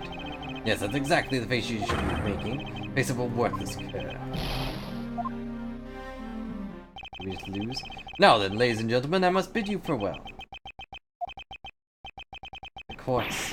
No one who can lay a finger on this man? Is this really the end? Also, he's walking the wrong way. Not so fast! Agent Lang, sorry to keep you waiting, Mr. Prosecutor. I hope you kept him preoccupied long enough. Get out of my way. My plane will be scheduled to take off soon. Sorry, but you're not going anywhere, Mr. Alba. I'm through playing games with you people. You can't touch me. If you do, it'll be a spark an international incident, Agent Lang. Sorry, but no, we wouldn't. What? Hey, Mr. Prosecutor. Good job holding the fort down here until I got back. So, Mr. Alba, your diplomatic immunity has just been revoked. What do you mean, revoked? Spare me this nonsense and let me through. Not so fast. Lang Zi says, before aiming for the throat, shoot with the neck shield off first. You know, back when they did not actually have neck shields. Interpol headquarters and Imperial household of Kingdom of Alabast. Took a while to get things rolling, but they finally moved on it. The Imperial household? You, what have you done?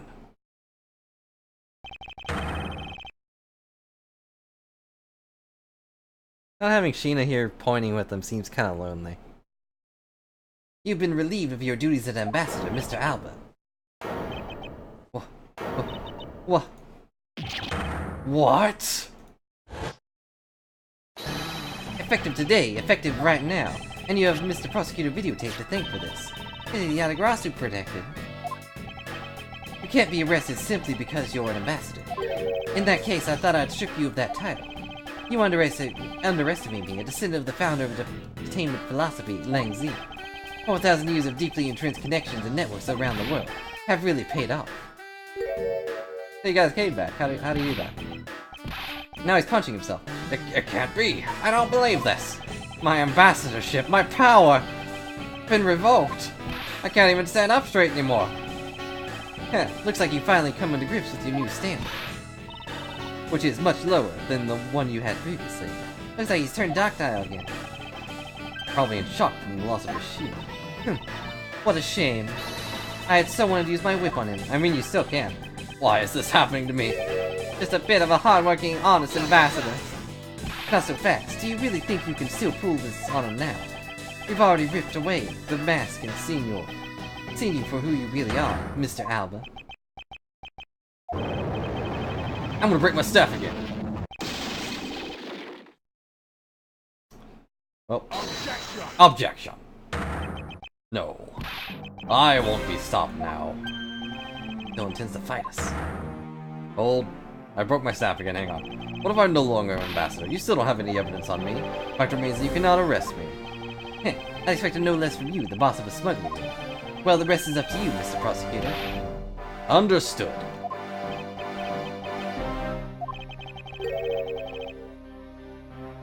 You say that I killed Mr. Kochin in the theater, but even if that's true, there's a knife in my bouquet. I left that bouquet in the theater. Anyone could have taken it out from here and used it, right? Besides, the claim that he was killed in itself is odd. After all, wasn't his body discovered in Babel? You're claiming that I carried his body all the way over there? Preposterous.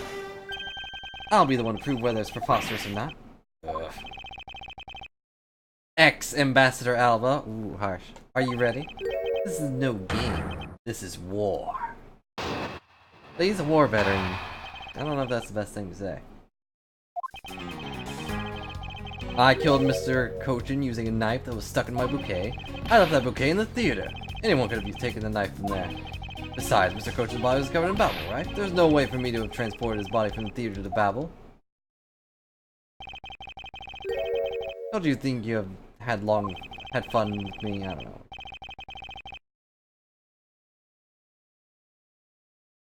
It's important, yeah. You've already stolen my ambassadorship from me. Would you have me surrender to? Not so fast. You have no plans to ever return to this country, isn't that right? Did you know that a bunch of your subordinates are here seeking asylum because of you? As if I care.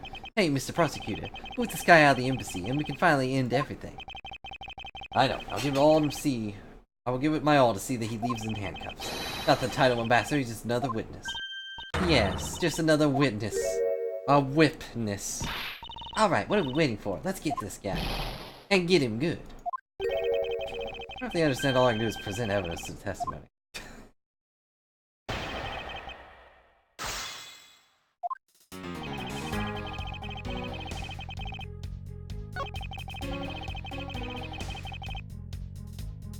Hold it! You still wish to deny your actions? You still wish to deny reality and accuse me of murder? What? I'm not in denial. Even though he's not an ambassador anymore, he's still got a real bad attitude. I believe it's because he's no longer an ambassador that he can let himself speak freely. Well, if he's not holding anything back, then neither should I. Let's punch him. That's what I get from the glove straightening. Do you repeat what I think you're about to do? Ah, quite the pair of frightening women you are, but I digress. They were both kind of staring at him like, oh, we can beat this guy up now.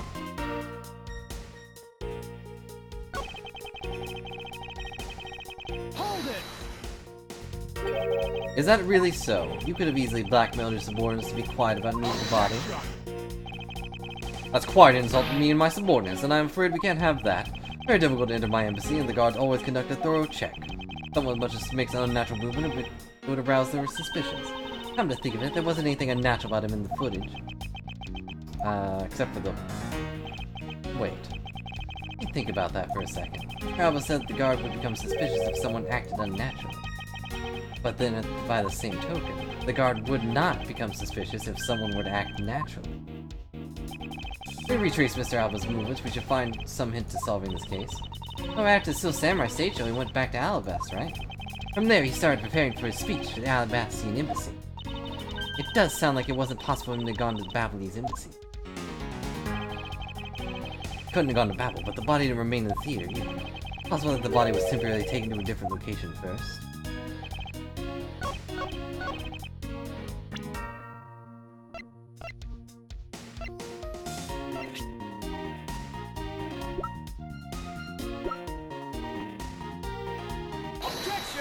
Okay. I wasn't sure it'd be that or the camera.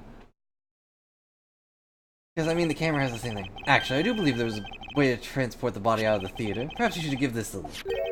What is that supposed to be? It's footage from a security camera who captured the state of the immigration area. Should I congratulate you on getting your hands on it? Just letting you know that we're not the only ones watching your every movement. I thank you for the warning. Take a good look at this section here. This lump inside the pushcart. Do you know what's causing it? Should I? Because I don't. In that case, allow me to enlighten you. This is the cause of the unnatural lump under the cloth of the pushcart.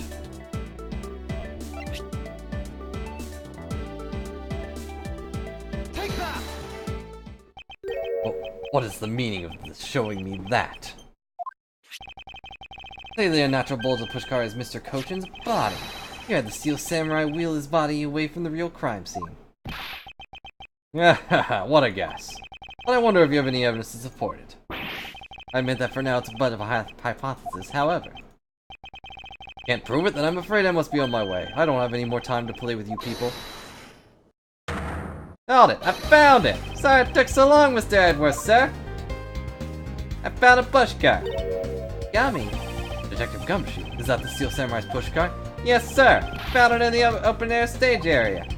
So that's where you went. Detective Spear that Pops left me with. I thought I'd follow my gut. Go with it, sir. So, Mr. Edwards, is it worth anything in the case? Yes, it just might play a major role in solving the case. At the right exact time, you know? Something isn't right. I thought that the entire samurai family was in Alabast. Where exactly the open-air stage did you find this pushcart? I found it just lying there on the end of the stage, sir. Oh? Let's leave it at that now. Examine inside, detective. Yes, sir!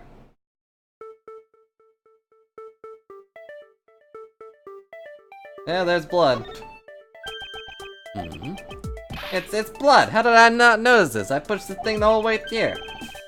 Must be Mr. Koshin's blood, which only goes to prove that Mr. Koshin's body was indeed transported by this pushcart. I really should have cleaned that out. I believe you understand this is mean, correct? You killed Mr. Koshin at this theater and then placed his body inside the pushcart. And then, you forced the Steel Samurai to unwittingly move the body for you. Objection! I forced him to move the body in Alabast. What nonsense! Why would I bother to do such a thing? Objection! You were scheduled to make a speech in Alabast, meaning that it was difficult for you to make a stop in Babel. However, what if you moved the body to Alabast? Because it was your embassy, you could keep an eye on it and tamper with the evidence. Then you smuggled it out of Alabast. No, I mean, no, that didn't happen. I can show you how you moved the body from Alabast to Babel, then I win. But you can't. The security between the two countries is incredibly tight. I'll be the one to judge whether I can or cannot prove it, as you provide us with a testimony regarding your movements after you returned to Alabast. Okay. Miles Edgeworth, have you figured it out? Do you know how the body was moved? To be honest, I have nothing to support my hypothesis at this time, but I'm not going to say that out loud, or at least loudly. I don't believe I've made a mistake in my logic up to this point, which means there's no question that it can't be answered, right? Romdeck statue was smuggled successfully through a brief flight through the air. Why shouldn't there be an answer to how the body was moved? Which means that there must be a logic flaw somewhere I can exploit.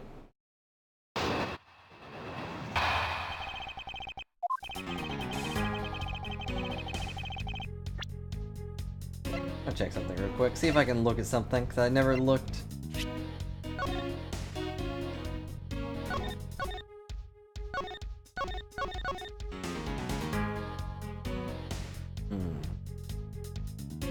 Where does the pick come into play?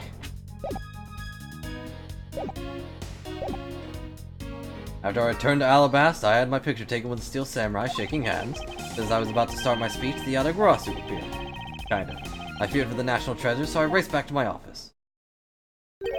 Is that all? Yeah, that's all. Objection! It looks like you left out a few things, such as calling me to your office. Such as the murder of Damask too. Furthermore, you left out part about meeting with me in your office. Ah, those trifling matters. I don't believe I need to speak of them. Of those things again. I do so hate to waste time. What? Not every life precious. Do you really need me to answer that for you? Objection, no. People like you cannot be allowed to wander freely through society. Then you better try hard, because I doubt you'll find a single contradiction. Really full of himself, isn't he? Yes, he is. How can he be so confident at a time like this? Come now, don't be shy. Go ahead and ask whatever you like.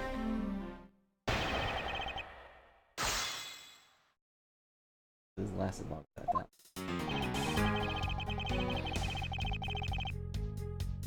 You didn't shake hands. But yeah, you did. Hold it! Why was it only with the Steel Samurai? I thought the Pink Princess was also around. The Pink Princess was suffering from a bad hip at the time, and the doctors recommended that she rest. Wow, so you do have a soft side after all. The pain of a bad hip. I suppose none of you can really understand how it feels. Oh, so you tend to strain your back as well, huh? But isn't that just because you're normally all hunched over? You might be right. You need to keep up an act no matter what, I suppose. Ugh. The point of this is not to discuss my back problems. For about 15 minutes after our handshake, I was in my office preparing for the speech and putting ice pack on my back. Hold it! That, Yatagarasu, was just a trick you had set up. Ah ha ha, a most amusing joke, and how do you propose I set it up? If you really want to know, I can explain it in detail for you. You arrange the spotlights in a rose garden so that when you were to take the stage, the eyes would see the Yatagarasu shadow. Oh, that's an interesting tale. Sadly, it has nothing to do with me. What's it gonna take for you to fess up to anything? Very well, then let's move on to a different question. After the Yatagarasu appeared, what was the state of the rose garden? Everyone took refuge inside the embassy. I even helped with the effort. Then once everyone was inside, well... Hold it! And what happened after you returned to your office? I don't want to keep on repeating this, however, upon my return I had the stroke of bad luck and bumped into Master Man. His name is Master Mask, and I don't want to keep on repeating this either. But the name was Damask too. Oh, I thought she was gonna miss it herself for a second. Who cares what he was called? He's dead now. By the time we got the Primadex statue that he was supposed to steal, it had already been swapped for the fake. Talk about an unlucky man. Being bludgeoned to death with a fake statue.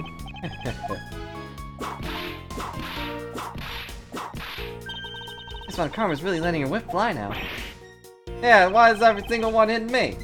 Scary buyers her science while she's doing it. We must have a limit of our patience as well. Legal attacks are meaningless here. Only evidence will suffice. Can't find a single flaw in his argument. Won't be able to prove that he is actually guilty of anything. Oh, we finished here. Miles Edgeworth, can you not come with it how the body was moved to Babel? There. Mr. Edward. Even after proving so much, is he going to get away with it? Is this the end? What would Phoenix do in this situation? Uh-oh.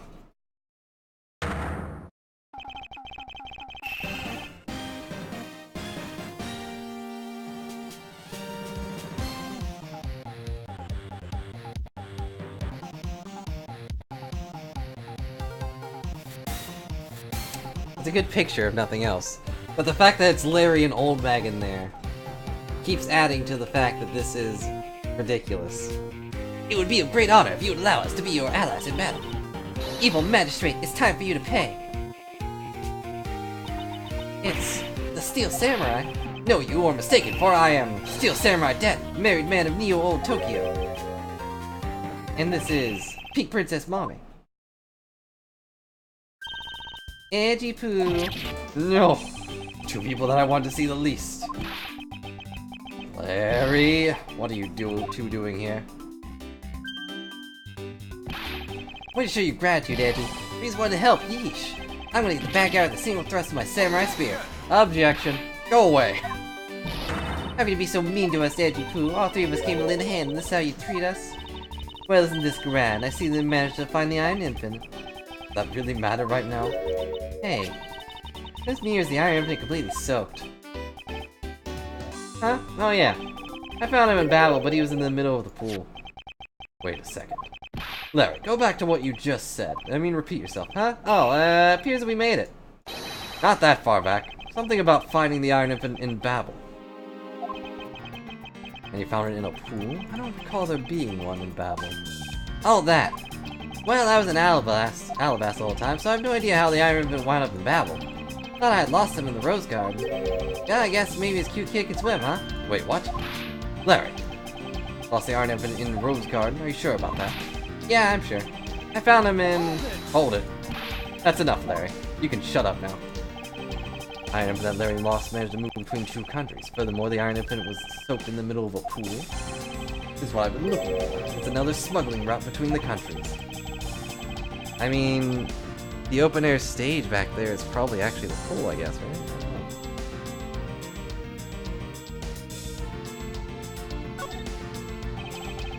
That's right, this embassy was built with bilateral symmetry in mind. Detective Gumshoe. Yes, sir. Location which you examine post-haste is where I believe the route used to smuggle Mr. Cochin's body lies. Something like that really exists, sir. We build on biliteral symmetry. Yeah, I can't talk. Where we need to examine. Take that! Yes, sir. I'll be back before you know it.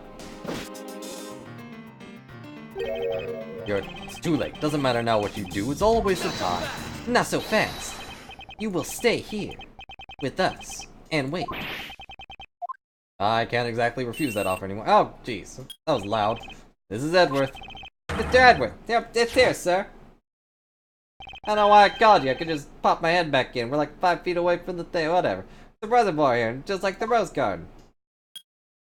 As I thought. Just as I suspected. What is it? Two sides of the embassy are mirror images of each other, which means that there's also a pool of the corresponding location, Babel's side. Mr. Cochin's body was moved into Babel through the pool of Alabas. Avoiding the topic of the vague answer like that is unbecoming of a prosecutor. If you don't mind, I'd like to see more physical proof if you have any. Iron Infinite is possibly soaked in water. Why do you think that is? Because he was fished out of a pool, and not just any pool. It was a Babelese one. I think it's pretty obvious at this point what must be true. Water reservoirs in 2 country yards are connected. Objection! And where is your proof that the 2 sides are connected? I can just swim down, man. It's not something, that's a really thin line. Proof is right there before your eyes. The half-drowned infant. What? This blasted doll! I should have tossed it in the car. Hey, I'm back, sir. Sorry I didn't call you again. I'm back. Hey, don't tell me. You guys figured everything out without me.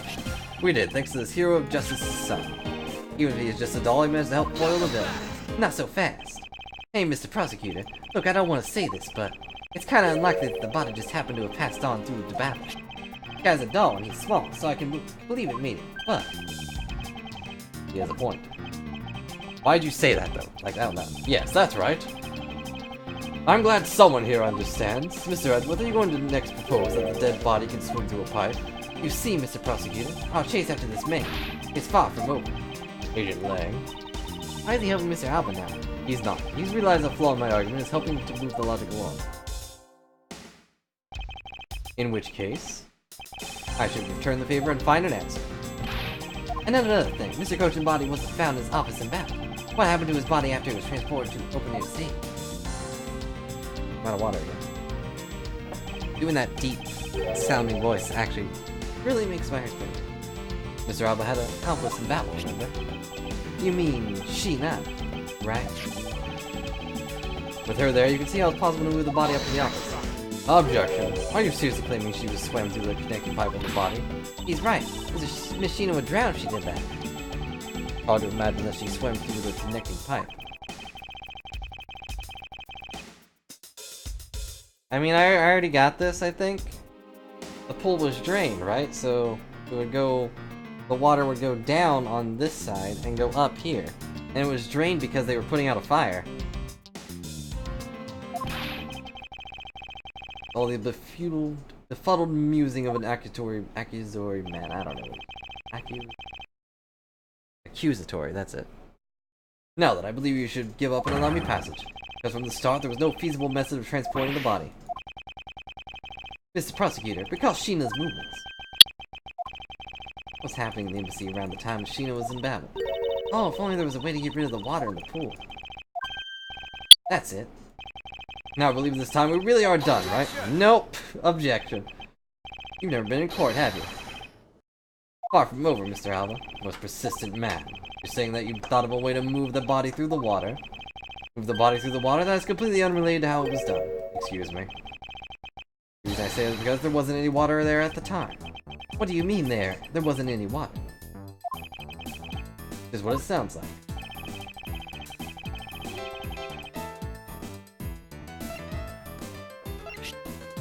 Take that! Tonight, the Yatagrasu set fire to a variety of locations in the Babel's embassy. In order to put the fires out, much of the reservoir's water was used. Of course, when the water was used, the reservoir water level went down. Enough the water was drained, the connecting pipe could be used to traverse the border. Objection. Sure. So what? Water level went down? Reservoirs were connected. Doesn't any of this matter? You can't prove any of this. Pretending to be ignorant won't work with me. We both know what kind of situation we're in right now. Even in a game, there comes a critical game-changing moment. A moment in which you hit the wall you must overcome in order to beat the game. I haven't lost yet. I found the route you used to smuggle the body, and that route will be the key to your defeat. Even if all the water was used by the firefighting effort, you still can't really call that a smuggling route. I know that. I should have figured that you would notice. Hey, Mr. Alba, how deep are those pools anyway? Those pools are extremely deep. There are no ladders or footholds along the walls either. It would be difficult for Sheena to hold the body and climb out of the pool. Ladders or footholds along the walls? There was no need for such a thing. What do you mean? If one were to use a certain something, they could go up or down the pool at will. Oh, looks like you've got an answer already. Well, what are you waiting for, Mr. Prosecutor? Enlighten us already.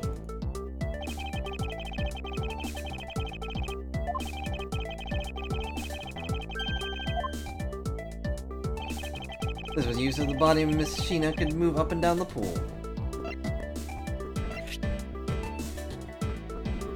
Take that! Mr. Alba used the fountain spouts in a manner of speaking. He used the fountain spouts? How so? The water level of the pools can be controlled by opening and closing the spouts. Miss Sheena pulled, and the body were lifted upward by the buoyancy in the water. The fire on the Baverly side, the firefighting effort, these were set in motion all for the sake of smuggling Mr. Cochin's body.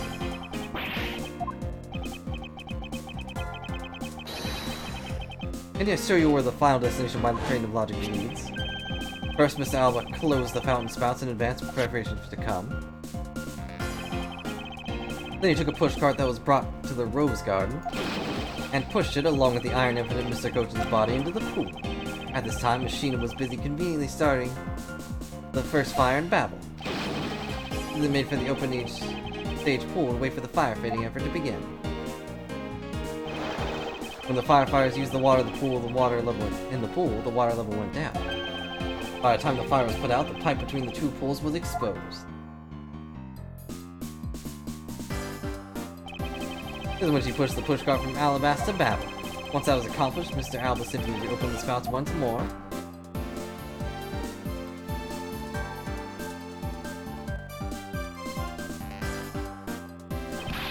And the water level rose up to the original level, along with Miss Sheena and the body. After that, Miss Sheena used the pushcart to carry the body up the stairs up to the Secretariat's office. There's an elevator in the embassy after all, so you see, even with her small frame, she could have easily transported Mr. Cochin's body. And that wraps up my thorough explanation of how the body was moving. He's exploded again. Well, ex-Ambassador Alba, what do you think? Not so on top of all your precious extraterritorial rights to protect you, are you? I knew you could do it, Mr. Edward. Way to fight back. Objection. You accuse me of moving the body across country lines. But when you get down to the nitty-gritty, you don't have what it takes to indict me. Nitty-gritty? What does that old man want now? Proof. I believe this is what he seeks. Yes, proof. Without any, who's to say whether or not any of what you said really happened? What's proof? What are we gonna do, Mr. Edward?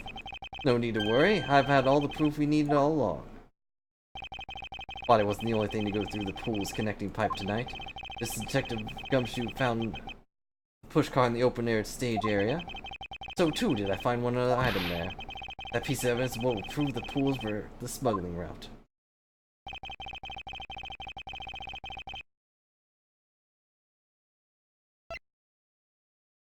Where the pin comes into play? Take that! What exactly is this? A guitar pick? You have no idea, do you? This little piece that I found on the Baverly side would be your undoing. A guitar pick? Would you care to explain what's going to do me in, as it were? Much to your chagrin, perhaps, this is not a guitar pick. What? But that's what the evidence said. This is something I found at the open-air stage with the transport with the body. Naturally assumed that you would recognize it, since you took a photo with it after all. But since you don't, allow me to fill you in what I found the stage actually belongs to.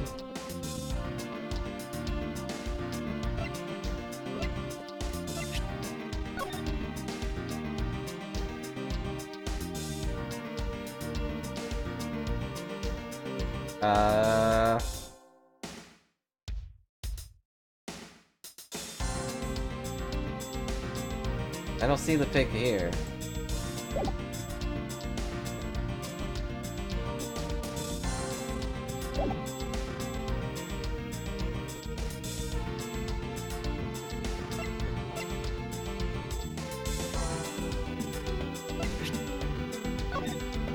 Part of this? I didn't really get how this would connect with that thing.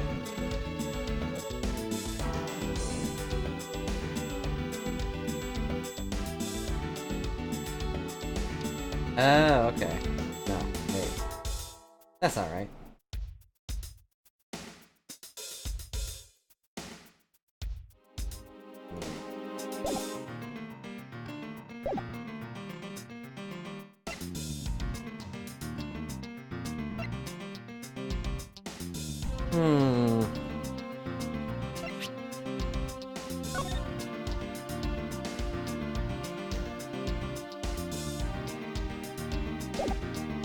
I'll just look at this, I guess. Oh, okay, so it would be the knife, I guess. Don't you dare chicken out on me after you come this far. Miles Edgeworth, I demand you show the correct piece of evidence now. Yes, sir, don't do the whole present, proud to do it right. Mr. Edgeworth. Yes, I understand. Jeez. Hear that this evidence isn't enough to convince any of them. Like it for showing a joke. Seem to have alienated all your friends. Not quite, they're merely watching out for me and pointing out to me a piece of evidence I should be presenting. Naturally, I assumed that you would recognize it, and you took a photo with it after all. Wait, is it the spear? Oh.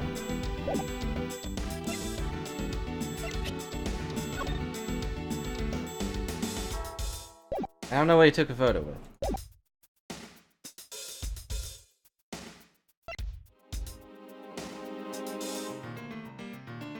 What?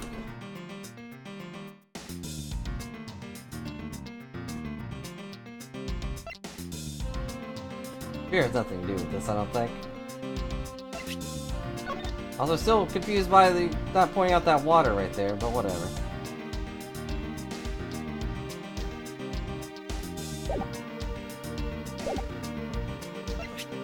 Take that!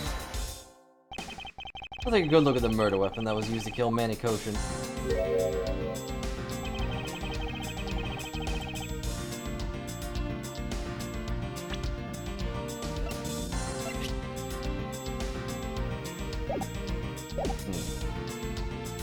That's what I thought at first, but then I was like, no, that doesn't really look like the flowers in this picture. Like when I zoomed in on this, and I was like, oh yeah, that. But I guess I just couldn't get a good angle on it. I should have done this. Oh well. On the handle of this knife, there's a beautifully blooming flower. However, it would appear that it's missing a single petal. Well, let's see what happens when I try to fit this pick into that open slot. It's a perfect fit. That's why I'm not wearing my glasses. That's why I should be wearing my glasses. I don't even know where they are. There they are. I assume the petal must have fallen off the flower during Mr. Kochin's murder. And it was accidentally placed into the pushcart along with Mr. Kochin's body. Objection. That's an interesting story, nothing more. Objection. Oh, I assure you it's more than just a story. Because for some odd reason, this flower petal was wet when I found it. It was wet? You say? The only place it could have gotten wet from was the open-air stage pool. Ask you, how did a part of a weapon which was smuggled into the theater wind up in the open-air stage area at the Babley side of the embassy? I don't think I need to waste any words explaining this, as this petal explains it all for me. It was that someone went from the Rose Garden pool onto the pool of Babel. Impossible! The people of Xingfa have been waiting to see you face to face, Mr. Allen. I'll tell everyone back home, we'll be there soon. You should be happy. This why? Why? It's a little late to be asking that question. You should have known from the very beginning, when you took your first life. No matter how you may plot, or how you may try to cover it all up, you can never hide your crime from what you've done. Because we're here to see that justice is served to people like you. Can't call what you've given a perfect argument. You know, I don't think this guy is going to ever admit to his wrongdoing, sir, because he values himself above all else. People can't be negotiated with, but people who refuse to admit they've lost. I don't think those kind of people really exist, because everyone breaks eventually. You're right. I guess I've no use to use all the evidence I've got. Hot dogs! I'll use it to break I'll use it until he breaks the weight of his crimes. But if he's gonna keep talking, I'm gonna be right back real quick. Again, because I'm out of water again. Sorry about that.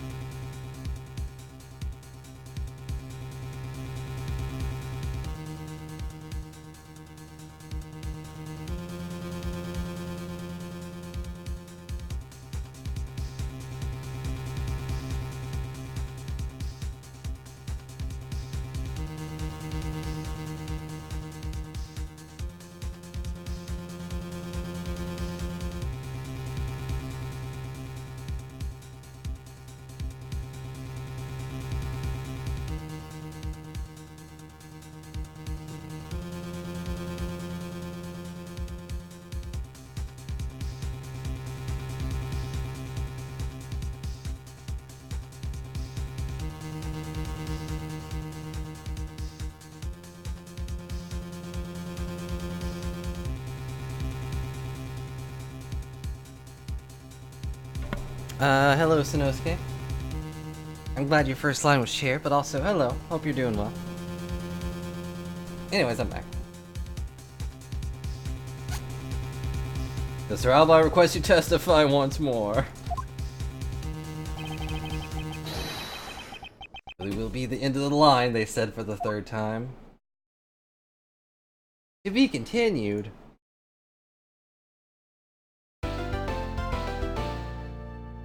Yes.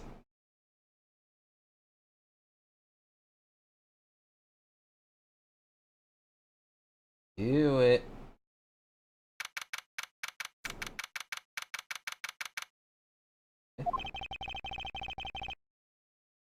Request that you testify once more. Not that there's anything for me to testify about. Only prove it was Mr. Alba who murdered Mr. Kochan. Well, I would like to hear about your movements before the murder occurred. I wonder if you could tell us about what you did here at the Theatrum Neutralis. Very well, I suppose I could tell you about that. Because about all I did was watch the Steel Samurai stage show.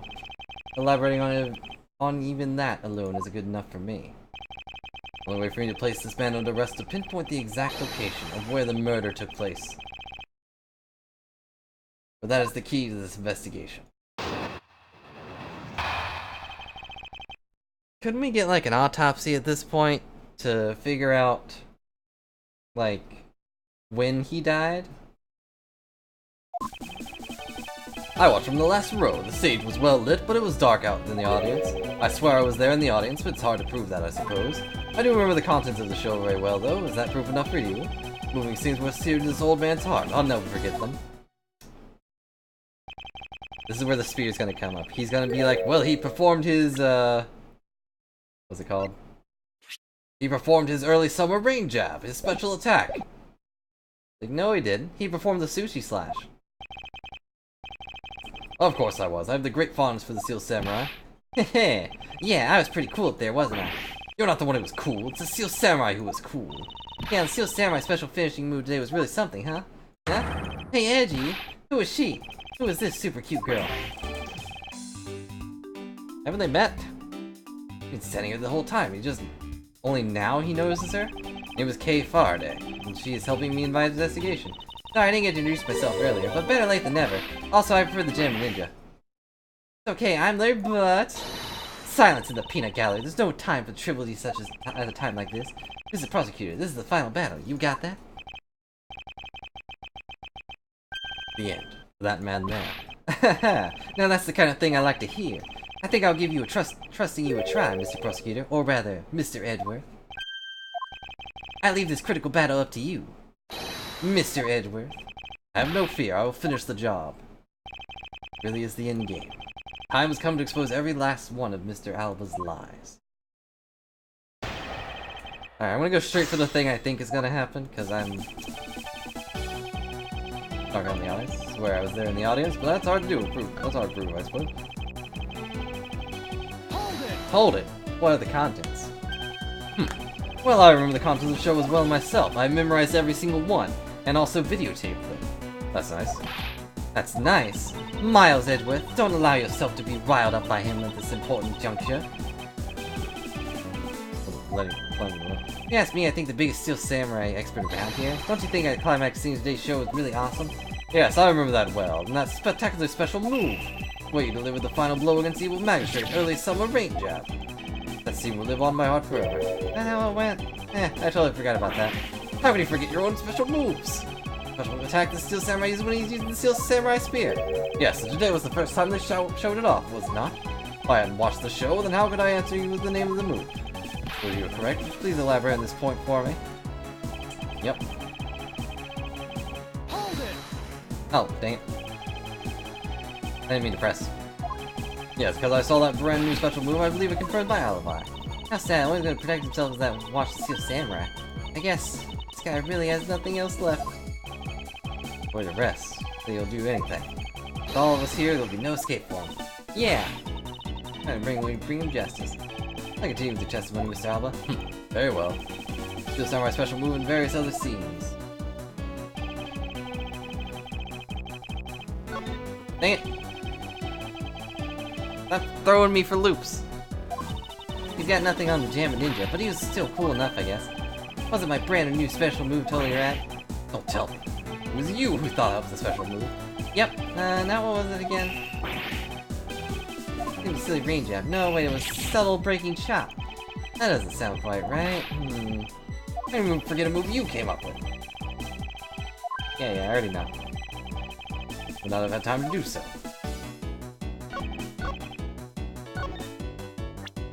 Okay, anyways.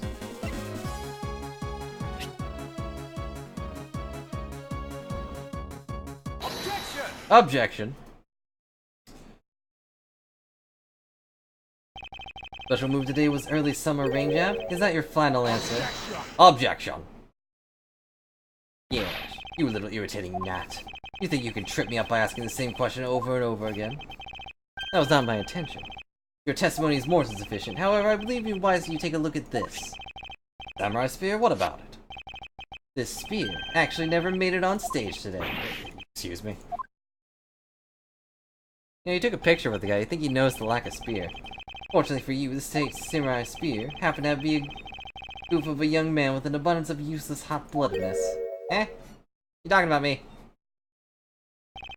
Having said that, said useless man bent the spear during his rehearsal this evening. You remember what the Steel Samurai special move was tonight? It was the Steel Samurai Sushi Slash. Correct. Because he couldn't use the spear, a last-minute change was made. If you really been watching the show, you would have known that move was used. Alba, you didn't watch a single minute of the Steel Samurai stage show tonight, did you?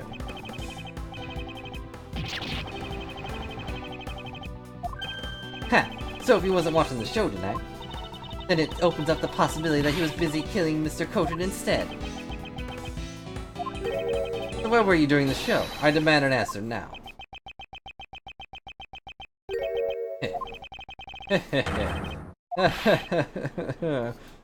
Just what is so funny?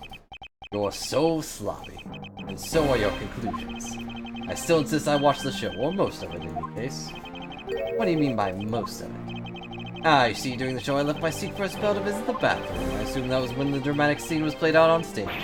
That's the loudest layman's excuse I've ever heard in my life, pal. Also, you just said you saw the ending, so that contradicts your own thing. Yeah, just because he got the name of the move right, you can't really use to prove he didn't watch the show at all. As a fan of the Steel Samurai, I wanted to watch the entire show, honest. Objection. As a Steel Samurai fan? For someone who wasn't even in his seat for the climax of the show. You have no right to call yourself a Steel Samurai fan, ever!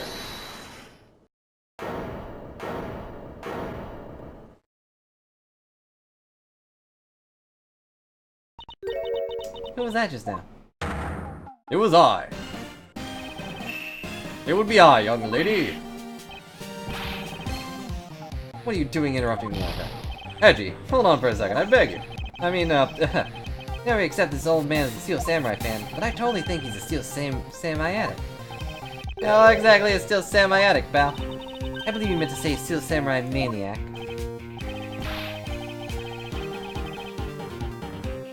He totally would, and he totally is. Yeah, trust me, I know a real fan when I see one, because I'm the Steel Samurai. Objection. I will never acknowledge you as a true Steel Samurai. What are you getting so worked up over, Mr. Edgeworth? It appears that the real Steel Samurai recognizes me as a fan. He should, for I am a fan. It's not as though I missed the entire show. A most amazing show, filled with the spirit of the young and the young at heart, even though the Pink Princess is really old. Clark had a drink from his long wooden nose. Couldn't run any thicker. The name of the move wrong only proves that he didn't watch the last scene. I really need to hear something more definitive. Something that links Mr. Alba directly to the murder of Mr. Manikochin. You know what, Gramps? You're really something else. I'm honored to receive such praise from the Steel Samurai, but what is it for? I was just wondering how you found out about the early summer rain jab. That move was a bit of a secret that only a small portion of the staff know about. Wait, it was a secret? Larry, what did you just say? Huh? Did I say something stupid again? You say the early summer rain job was actually a secret? Maybe I shouldn't have said secret. More like we only decided the name of the move right before the start of the show. Right before? Yeah, the stage director was going nuts because we were supposed to debut the move. 5 minutes before the show, we threw it up on the dressing room's whiteboard. Early summer rain jam. It's kinda how we decided the name of the move. But by that time I'd already bent the spear, so I guess the whole thing was kinda pointless. I mean, except for the spear, it was just a bent point, but whatever. All of you Steel Samurai actors are the same. The director has my complete sympathy. Did she meet Will Powers? No, that was Edgeworth, right? Basically, because we changed the move to Sushi Slash, we kinda pretended the early summer rain jab didn't exist at all. It ain't bad if someone found out we changed the move, so we made it a secret. Basically, a gag order was issued for publicity's sake. Must make the early summer rain jab sound like a lost art. Yeah, that's why I think staff hadn't even ever heard the move. Objection. Hold those lips of yours still. What the heck, old man? I've done nothing but listen, and from what I can tell, it's all very unrelated to the case. Also very tedious and pointless exercise and wasting time, much like a kid's show. Mr. Alba, I believe you should be quiet now as you. How dare you? I expect you've already noticed exactly what the very severe implications are for this man's testimony. Ha, so now you're trying to bully me, huh? No implications of the behind-the-scenes story of a kid's show. Not so fast. Don't even think about trying to slither your way out of this one, Alba. You were the one who said it yourself. The name of the move was Early Summer Rain Jam, but that name was only decided upon right before the show was about to start. So, just what are you doing right now? The name of the move you told us was never used in the show or said aloud. Would you care to tell us about how you found out the name of that move? Because I can only think of one way you could have known. This is the only way you could have known about the name of the special move. Saw it. You knew the name because you saw it. You saw it in the dressing room's whiteboard. Staff members who knew were keeping it a secret, so you couldn't have simply gone up to the staff member and asked. Which means the only other option left was you saw on the whiteboard. That means Mr. Alba was in the waiting room at some point, right? What's the big deal, sir? I'll see what that means. Only one piece of evidence has a great deal to do with the dressing room. Can't afford to let it slide. This is related to both the dressing room and Mr. Cochin's murder.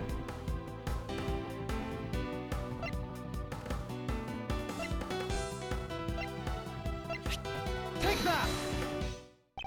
Pushcart was used to move the body was right here in the dressing room. During the show, the pushcart waited its turn to be pushed on stage in the dressing room. They put a dead body on stage. It was finally pushed there in the last Iron Infant in the last scene of the show. It was then right after the show ended that we went to Alabasta along with the Steel Samurai. Which means the only time the killer could have placed the body inside the pushcart was when the pushcart was in the dressing room backstage. So basically, the killer has to be someone who visited the dressing room during the show. Precisely. Oh, but wait, what if, and this is just a what if, What if the murder didn't take place in the dressing room? What do you mean, Kay? I have to admit she brings up a valid possibility. During the show, the dressing room was supposed to be devoid of people. Anyone going in the private dressing room would stand out like a sore thumb. But despite that, the killer still managed to move the body with the pushcart. Correct, and it's because of the setup of the theater's dressing room. That would be an ideal location for the murder of Manny Kocher.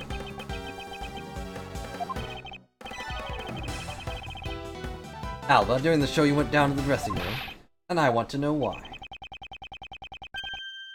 Yes. Yes, I was there. I went into the dressing room. I knew it! I'm placing you under arrest right now, pal. You got that? Arrest! Objection! Hold it. Hang on. Not so fast. Even though I said objection. What is it now, pal? I mean, you're not my pal. Don't I deserve a chance to explain myself? What is there to explain? I believe I told you earlier that I went to the bathroom. Well, I got lost when I did. I wanted to ask you directions, but when I opened the dressing room door, no one was inside. That's when I saw the name of the move on the whiteboard. You punk, still trying to get out of this. Do you really think you can get away at this point? Mr. Edgeworth, is there anything you can do to stop them? I don't have enough evidence on hand to do anything. I don't have airtight evidence. I need to put this man away for good. But if that's what I need, then perhaps... Agent Lang, I believe our investigation of the dressing room is in question is in order. Possible we may find new evidence there. Yeah, if Mr. Edgeworth pokes around there, I'm sure he'll find some new facts, pal. He's a little thiefy may learn something from recreation. Not so fast. We don't need to do any of that. What? Wolfie, how could you? I'm not saying this to be mean. It's just that... we've already searched there. My men really are something else. And they found nothing? There's only one thing that can be said to you, sis, and that's they found nothing. That's it. I guess you're right. If they had found something, they would have reported it to us. Didn't find anything because there was nothing there to find. And no info on feeding the little thief, I can't do much to help either. That's the end. The murder took place in the theater, which is not protected under extraterritorial rights. The fact that it was Mr. Alba himself who committed the murder, and this music is really loud, they need to turn down the speakers. If I can't prove both statements to be true, Mr. Alba walks away a free man. No other course of action left to us. It would appear that your cards have turned out to be a bust. Now, if you excuse me, because of your people, I missed my flight. Now I must make haste to arrange for a new one.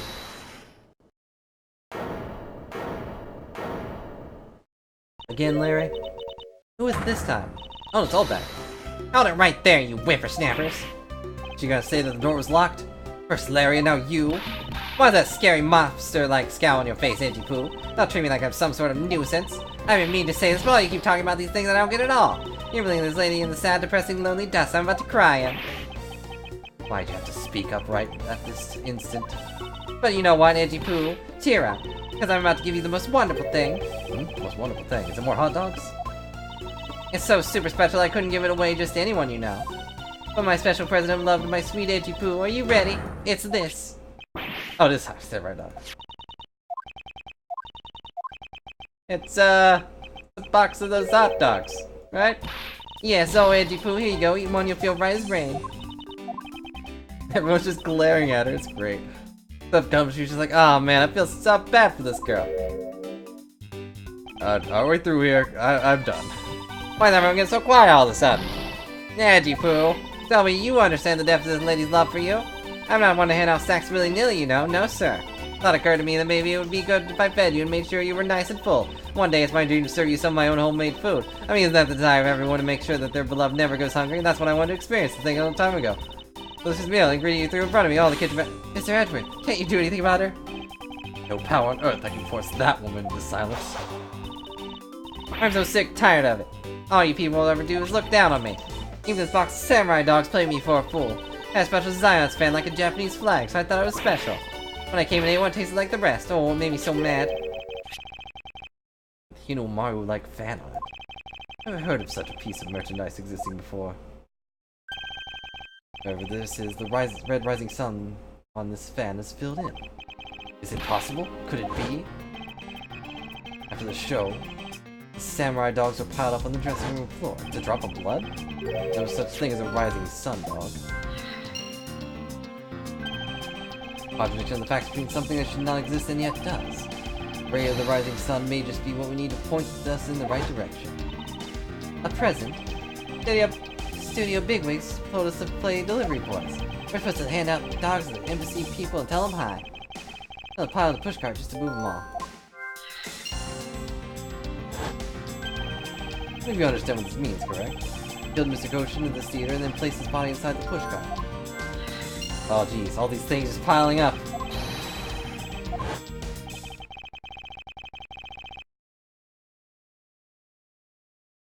Find a piece the final pieces of this logic puzzle together, no matter how fragile and how small the connections may be. Once we found them all, the way the truth will be revealed.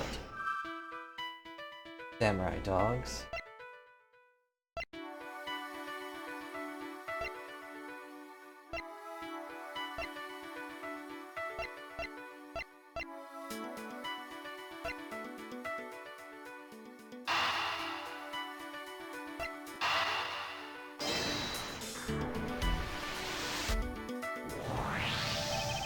Killer used the pushcart to transport the body, which means that they had removed the samurai dogs from within first.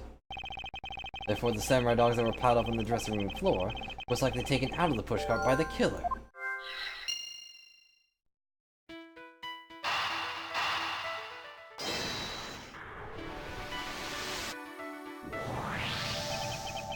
That which should not exist, this box of samurai dogs with a Hinomaru on it, this red rising sun, was filled in when the killer was busy removing dogs from the pushcart, and it's proof that the murder took place in the dressing room. As long as this red substance turned out to be what I believe it to be, blood. Windy old bag.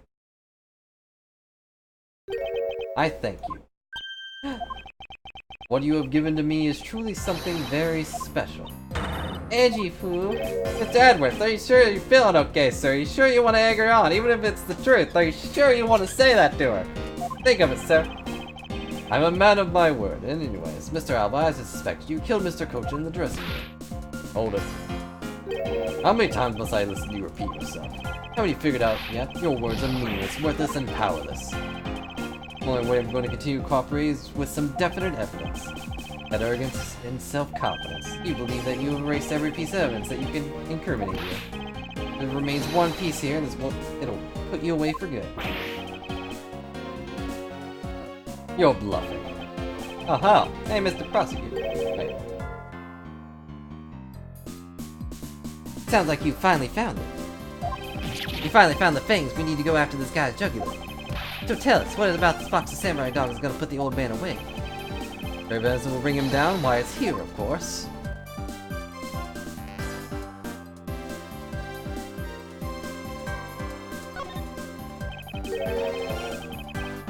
Box of samurai dogs with the rising sun fan on it. This should never existed. So I want you all to take a good look at this red spot. It's a single drop of blood.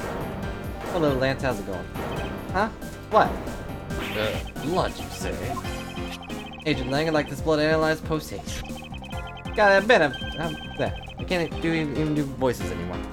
I have to admit, I'm a bit surprised. I can't believe we found blood in a place like this. Hey, you, get this down to the lab, pronto. Yes, sir. Why was there blood in the box to begin with? If we think about the flow of the crime, I think the reason will become obvious. Larry, you said that you transported the samurai dogs in the pushcart, correct? Oh, yeah. You have a great memory, Edgy, even though I just said that. That pushcart was a bit too big for my son, you know what I mean? To make sure everyone could see him, I had to pile stuff in. I figured the samurai dogs were there, so I used them to fill up the cart. What Larry said is true, the box is doing on the floor. Ah, I see. The killer took them out in order to place the body in the pushcart. Exactly, and that's when I believe the victim's blood found its way into that box. When my men investigated that room, not a single box of samurai dogs was there, because the embassy staff members had already confiscated them. Yes, no doubt to hide the evidence of the murder. It's a good thing Miss Oldbag managed to steal that one box before they got to him, huh? Look at Miss Oldbag, I managed to put the great thief in shame.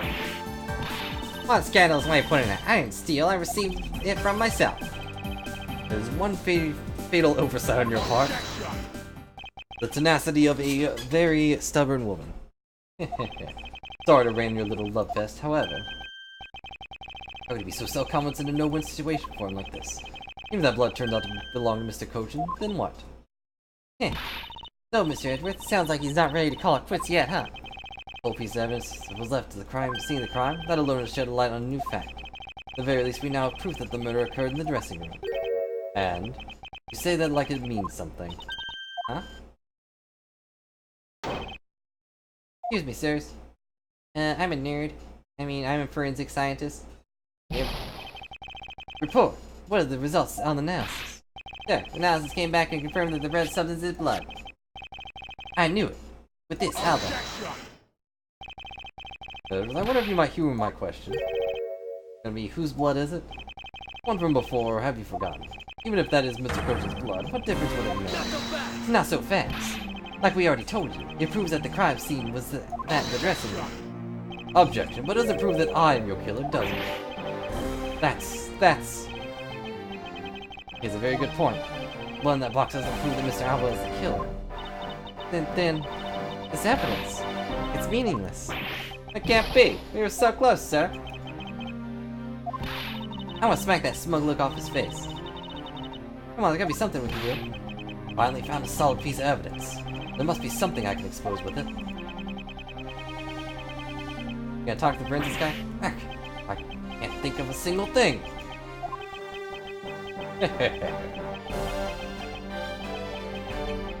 Whoa, don't vibrate so much when you laugh. No, if you excuse me, I'll be on my way. Hold it, I'm the nerd forensics guy. Who was that? Who? It's too late. I won't allow anyone to stop me now. Wasn't me, pal. Don't point at me. Wasn't me this time either. Wasn't me either. It was me. Why did you? Because I haven't finished reporting everything to you yet, sir. There's more. What? Hurry up and spit it out. Yes, sir. The blood. The blood I mentioned. It's not the same blood type as the victim's blood. What? I knew it. What? What do you mean it's not the same type?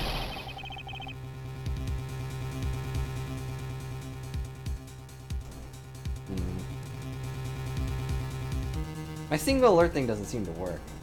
I'll have to fix that. And hi, I'm Nerd Forensics. I like making the screen vibrate. Thanks for the 1-bit, Lance. What do you mean it's not the same type? You mean it's not the victim's blood? If it isn't his, then who the hell is it? I don't know, sir. Is this guy Delight? Like, why is he doing that? Oh, I know it's not the same type as the blood type as the victim, sir. What should we do now, Mr. Edgeworth? I have no idea what's going on anymore. Neither do I. My, what an amusing turn of events. That blood drop proves something to be true, alright? Namely, my words. Which one of your words would that be? One where I said your words are meaningless, worthless, and powerless. Blood has nothing to do with the murder investigation whatsoever. Neither I remind you that the blood got onto that box long before it entered my embassy. Yeah, that's blood, pal. No way it's not related to murder. So you would like to believe, but what if someone prepared samurai dogs at a small nosebleed? What then? I guess that's possible. Darn, have we been wasting time on a red herring? Blood doesn't belong to anyone connected to the case. That should be clue enough. Albert, you jerk. Silence! Don't you ever address me as such a filthy word again. I waste enough time with you, and you have your answers. Now let me do it. Not so fast. Albert, doesn't matter if you run off to. You'll never escape me. Someday I'll have the satisfaction of sinking my fingers in you. You'll see. And all of Interpol will be behind me, working to see that day comes. Do you know what your words sound like to me? Bark, bark, bark, bark. The whinings of a pathetic loser of a mutt. How rude. Is this really the extent of all we can do? Is this blood really from someone completely unrelated to the case? No. There's another possibility. Someone other than the victim. When I thought I had him backed into a corner, it's I who have been backed into one. Picture like this, what would that man do? What would he who could turn any desperate situation around do? Turn it around. That's it! I must turn my way of thinking around. I really like it when he references Phoenix. I don't know why. He doesn't do it by name though. I think that part bothers me a little. It's not whose blood is this, it's whose blood could get into the box like this. And if I think about it that way, if the blood got into the box when the body was being placed in the pushcart, owner of said blood must have been in the dressing room at the time. Only one person that could be. Well, I must praise you for trying so hard. It's because of you kids that I was removed from center stage. Now I'll be forced to live out the rest of my life in the shadows, unfortunately. It's not a total loss, as the underworld will allow me more freedom than you'll ever know. Freedom like what the raven feels as it flies through the dark night with the sky. What? The dark night sky, with 3 legs, by the way. Weird, right? Can't lay a finger on me. Not now, not ever. Arm of the law is powerless before me. Objection. Hey laddie, how's it going? Powerless, is it? I wouldn't be so sure about that if I were you. What do you mean? Let me describe you in one word. Pitiful. Pitiful? How so? Alba, your wings were clipped long ago. Someone who's trying to fly away with them without noticing that fact. Pitiful is the perfect word to describe you. Mere words. What do you mean by his wings were clipped, Mr. Edward? Just what do you think it means, Kay? We had already caught him in our trap a while back, with an incredibly powerful, definitive piece of evidence. Hey, Earth the Prosecutor, care to speak English? Or at least in Sing Fa language? What are you talking about? What piece of evidence? The piece I speak of is, of course, this drop of blood. But we know it's not from the victim. I don't see how it remains relevant to the case at all. Miss Von Karma, I believe it's exactly why it's important to the case.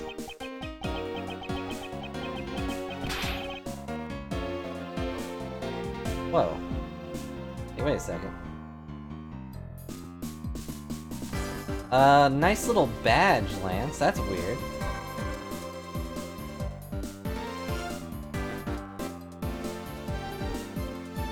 He's got the 3rd place badge. That's the first one I've seen. Oh, now I see Sivius. Huh. I guess they just updated that. Neat. Oh. You do have 3 badges. Neat. And the other part is the most important factor, not the victim's part. You're looking a little pale. Good, then I believe you're already aware of what I mean. Then you know whose blood it belongs to. Of course I do. This piece of evidence is the irrefutable proof that will stop the killer in his tracks. The blood that soiled this box of samurai dogs belongs to this person. Take that! Take that. This blood of the rising sun on the box belongs to you, Alba. What? What? Why is his blood in the box of samurai dogs? He's not even a victim. The blood fell into the box when Mr. Cochin's body was being loaded in the push cart. At that time, the only 2 people in the dressing room were the victim and his killer. So that's what you mean. If the blood doesn't belong to the victim, then there's only one other person it can belong to. What a phoenix thing to say. It makes me angry. I feel like I should whip you now. Yes, and the person... Wait, what? The person that murdered himself. That's the only logical conclusion. Mr. Cochin was the only one who was stabbed, sir. Why would Mr. Alba never have been the one who was bladed? What if during the murder, Mr. Cochin fought back? You mean before Mr. Alba could kill him, Mr. Cochin managed to wound Mr. Alba?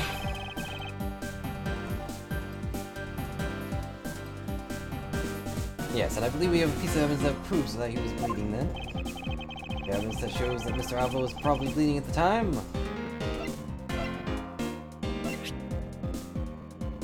Take that! Mr. Alba, you bear on your body a great wound. That was from when Mr. Master Mask attacked me with a pair of scissors. Yeah, and what happened? That happened way after he was in the dressing room. Thanks, Cool Mage, really? Now Cool Mage is the top 3.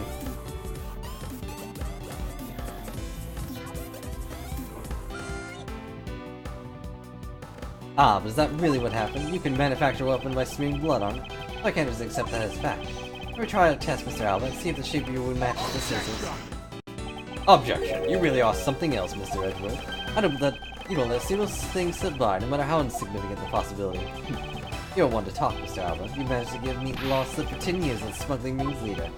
No matter the danger, you can hide every last ounce of fear and anxiety from everyone. You truly are a one-of-a-kind criminal. Objection. I am the master of my fear. However, to think the person such as you could miss such a large thing. You believe I overlooked something?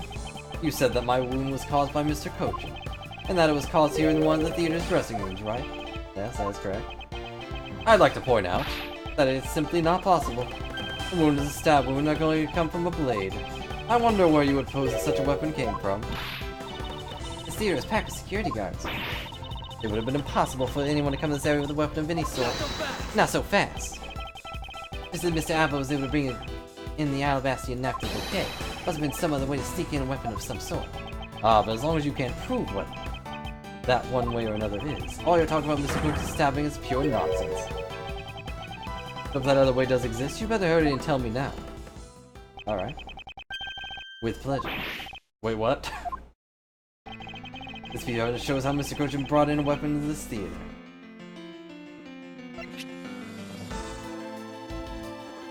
Take that! Along law enforcement, this piece is known as the Yatagarasu's key. But that key? That's the key that my father stole from here 7 years ago. And it's very unique in that it is both a key and a knife. Meaning under the guise of a key, it could have been easily brought into the theater. No! You couldn't dispose of the knife that stabbed you. Therefore, you wiped off the blood and placed it back in Mr. Kojin's pocket. After all, the key itself opens the safe in his office. Inside that safe, there was a document of Cadopian papers signed by Mr. Kojin. In order to make it look like Mr. Kojin died as the leader of the smuggling ring, you had to make it so the police were the ones who opened the office safe. All that hard work to save you only served to destroy you in the end. Can we try matching this knife blade with your wound, Mr. Alba? How would exactly did you do that? Just like stab them again, or what? And that is what some may call the coup de grace. Coup de grace. Possible. You can't take me down? Swine, all of you, especially Manny Kochin. It's all because of that man's betrayal. He sought to steal the control of the smuggling ring from me by Ruby as ambassador. Why, he deserved to die while bearing the guilt for all my crimes for me. That's why I sent the Yatagarasu's car now since it was born. Manny was supposed to be the smuggling ring's leader who was killed by the Yatagarasu. But I had yet another reason, yet another story I was supposed to play out. I was supposed to bring everything to a close. I would have gotten away with it too if it wasn't for you meddling prosecutors and your darn dog. He looks over at Larry. No, he looks over at Gumshoe, I guess. Looks over at both of them, I don't know. Larry is more of the, scrappy dude, I think.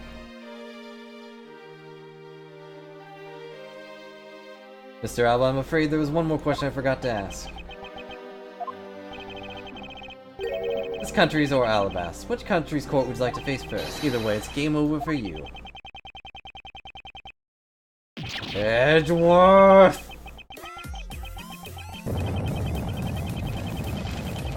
Oh geez, he exploded. Oh geez. He became a really old man.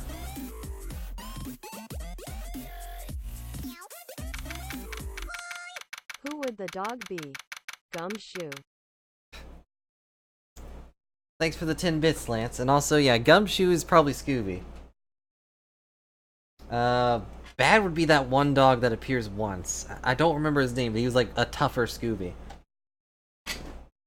No Bit Wars. Thanks for the 1 bit, Sanosuke. Knew it. You weren't an evil smuggling ring mastermind at all. You were actually Old Man Jenkins. Nobody ousted Sivia from her first place. Yeah, this is it, the big day, Mr. Alba's trial today. Great.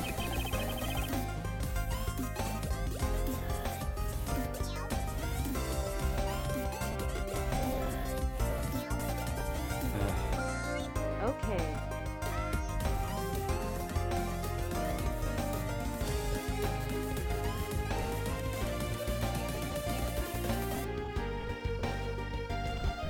Can't talk if it's doing that over and over again. Darn it.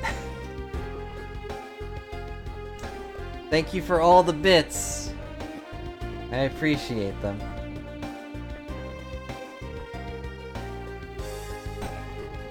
I think I managed to turn it off, so.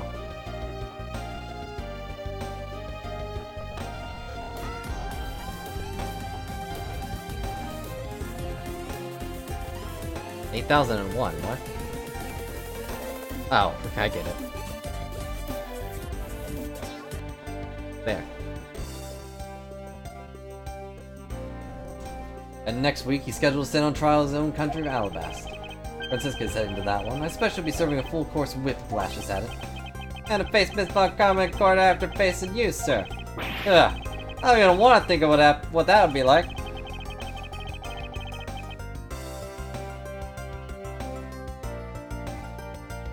Got a glimpse of what Mr. Alba as he was getting escorted to the courthouse. But, boy, it looked about gloves the day before I got my monthly paycheck. You know, I've been thinking. A flight attendant and Mr. Portsman were all Mr. Alba's secret agents. Correct. That smuggling ring was the common thread between all of the incidents. Hemi Melee was provide support during smuggling ops using a job as an attendant. Mr. Portsman was to manipulate trials right to the ring and to end in their favor. Yeah, I fly airlines and even the prosecutor's office. No one was safe from the smuggling ring, huh, sir? But there are even more members of this ring spread out throughout the world. Yeah, sounds like such a big op that I can't even begin to imagine what it's like.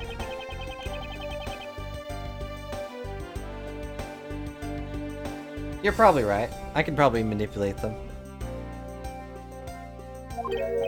What is it, Victor?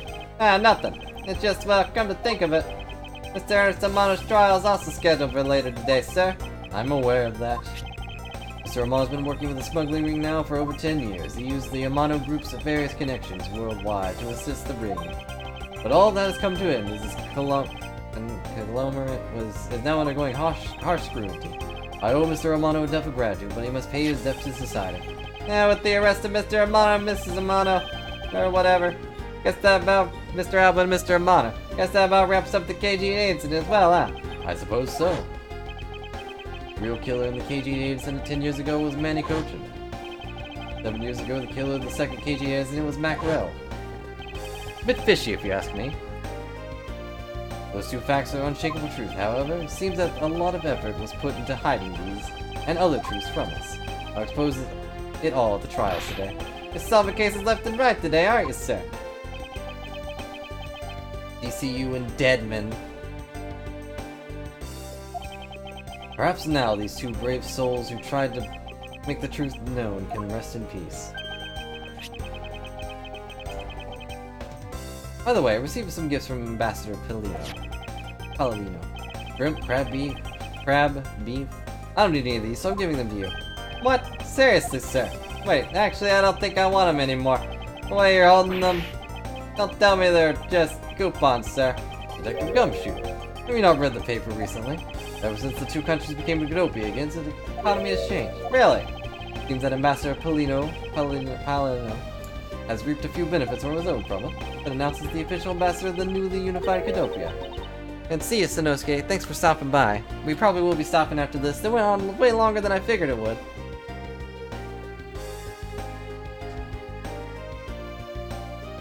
You are?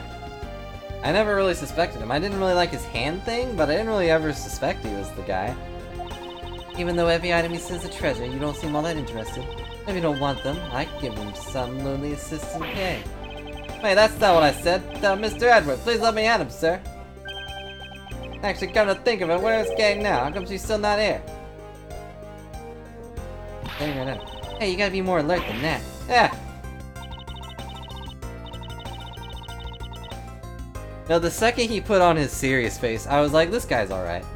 He's just a little weird. I don't know, the second he was like, seemed really upset that Manny was dead, I was like, yeah, this guy's probably not dead. Can't believe you didn't notice, I was even mimicking Mr. Edward's voice for a bit. I totally didn't notice, or realize that voice was you. Like he says, ferocious love blooms within each new spring. Also, I'm here, and you cannot animate me opening a door that does not exist.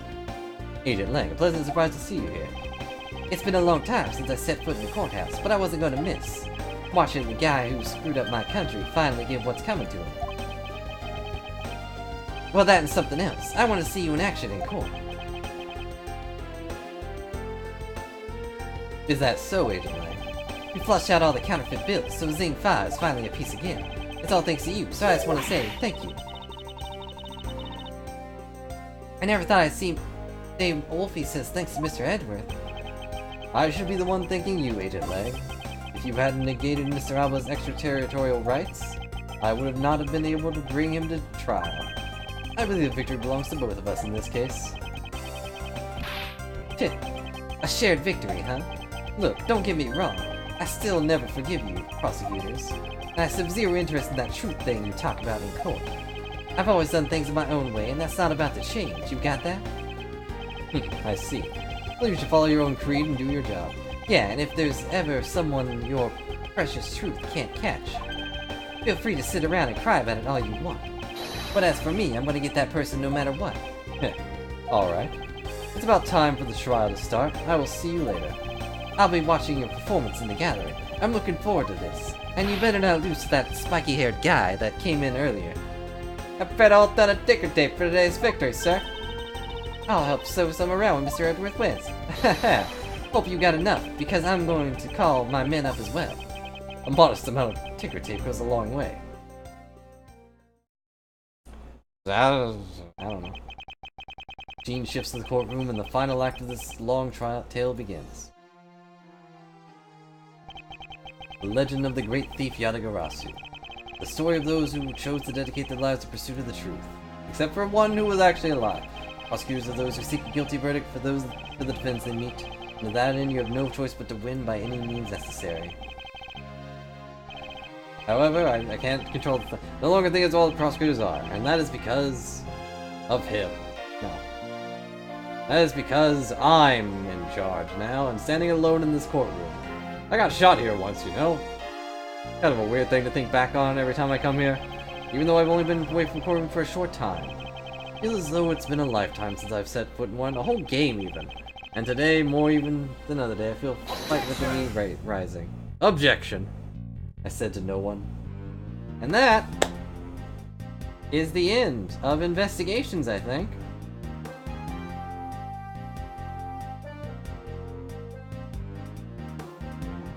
That is the absolute end.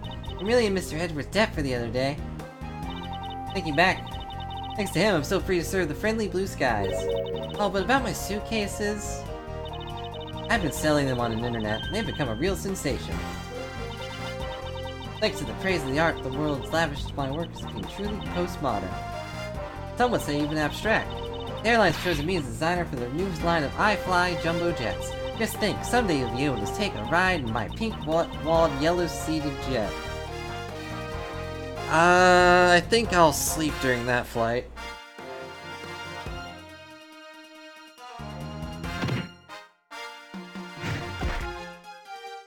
Ow. Edgeworth, that ruthless, rude man. Because of him, my time and money was wasted. More importantly, I received my most fantastic treasure recently. Primax statue of Principality of Cadopia. It weighs a bit light on my hands, but the Ambassador Palino was most generous.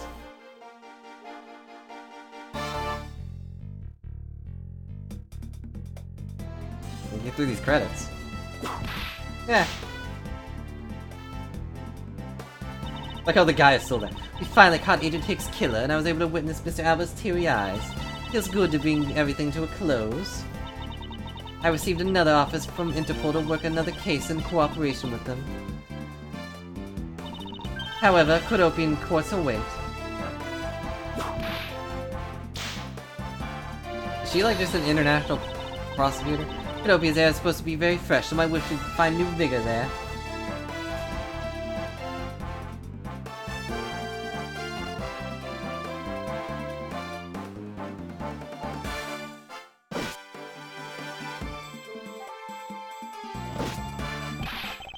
This little patrolman has been fired up of the day, sir.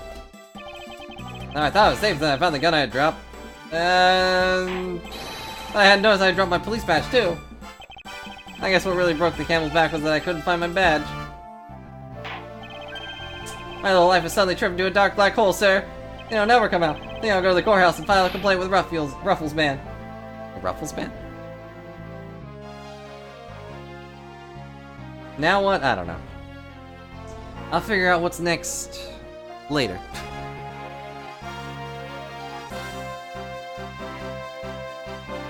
Oh yeah, I forgot about her. I was actually hoping to talk to Mr. Edward a bit more than I did.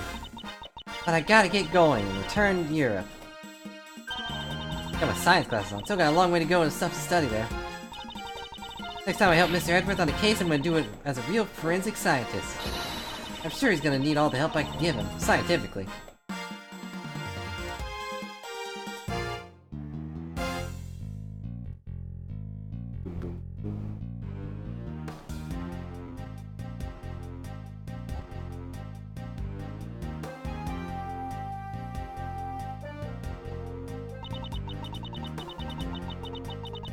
As of the kidnapping stage, I was let off easy, but I won't be going outside much anytime soon, but that's really okay.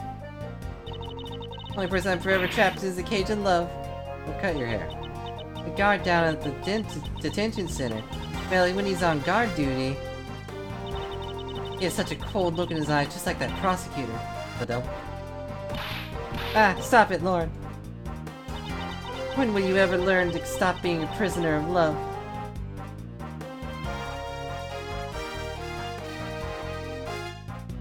Guess I can close this down. Hey pal, I'm here! The judge? It appears there are all sorts of drama that takes place outside the courtroom that I never pay attention to. Since we judges are here day in, day out, I've only heard a few rumors, but apparently Mr. Edgeworth teamed up with a thief and became a detective. That's weird. Maybe I should team up with a bailiff and try to become a lawyer or something. I mean, I guess that might work, I don't know.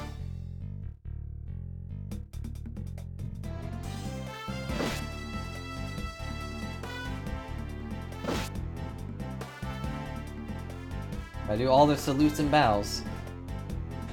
Oh, I'll salute again, just in case you didn't see it. Phew, I barely escaped death yet again. Yeah, but boy, were you lucky to have Mr. Edward help us out, huh? Yeah, but because I lost the key, I got fired from my security guard job. Don't let it get you down, Maggie. You still got me. I don't know if that's a good thing. I mean, you're right, sir. I won't be sad. I'm gonna pick myself up and get through this. I wonder what my next job should be. Ooh, this is actually kind of fun. Such sparkly eyes. Does he hit people with his gavel? Is he the only defense lawyer that actually, like, hits people?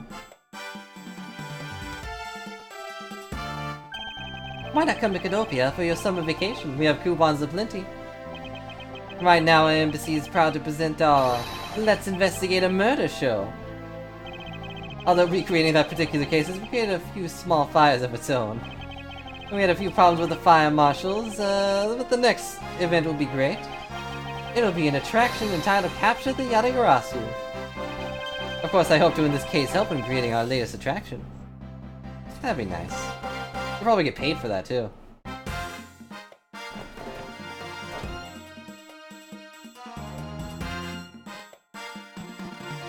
I wonder if she'd do her own stunts. Oh, great. I can't believe that Mindy ditched me and went to Japan. But it's okay, because that's how I met Miharu. We're planning to go to Paris soon and start a business. We're gonna sell Blue Ocean dogs. They'll sell like hotcake hot dogs for sure. Blue hot dog and a blue bun. I guarantee it'll turn your tongue and your face blue. I know I'm not really the type to work a lot, or at all, really. Oh, so I noticed I really haven't seen the guy in the blue suit at all recently. I'm not gonna refer to him by name. Wonder what's up. Well, next time we meet, I'm gonna make him eat one of my dogs.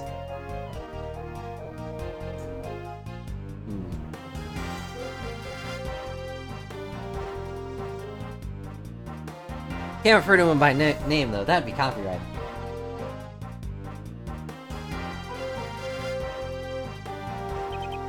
Today I gave the testimony in court. Today. Why'd I say today twice? As a member of the Yatagarasu. Yo, Mr. Bad, you look well, all things considered. By the way, have you noticed that elements within the ring have begun moving? They're probably fighting over who should succeed. Over who should be the next boss. Although, to be honest, I wish I could forget I'd ever heard of that smuggling ring. Lang Zi says, thoroughly bite the poisonous snake from head to tail. No one ever runs afoul in the law and escapes this wolf's fangs. I'll get you all yet. Ah, youth.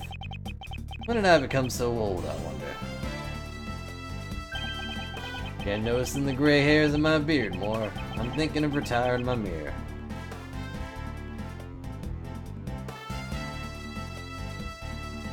What? What happened? Just going through the credits now? Ah, great.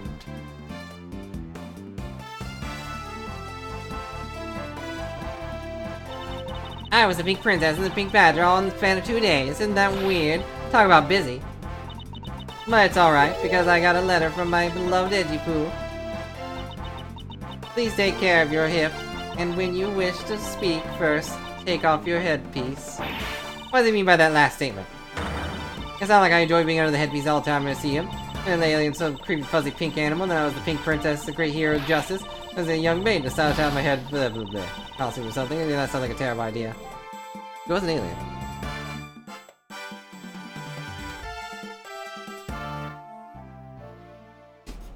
He also talks kind of slowly.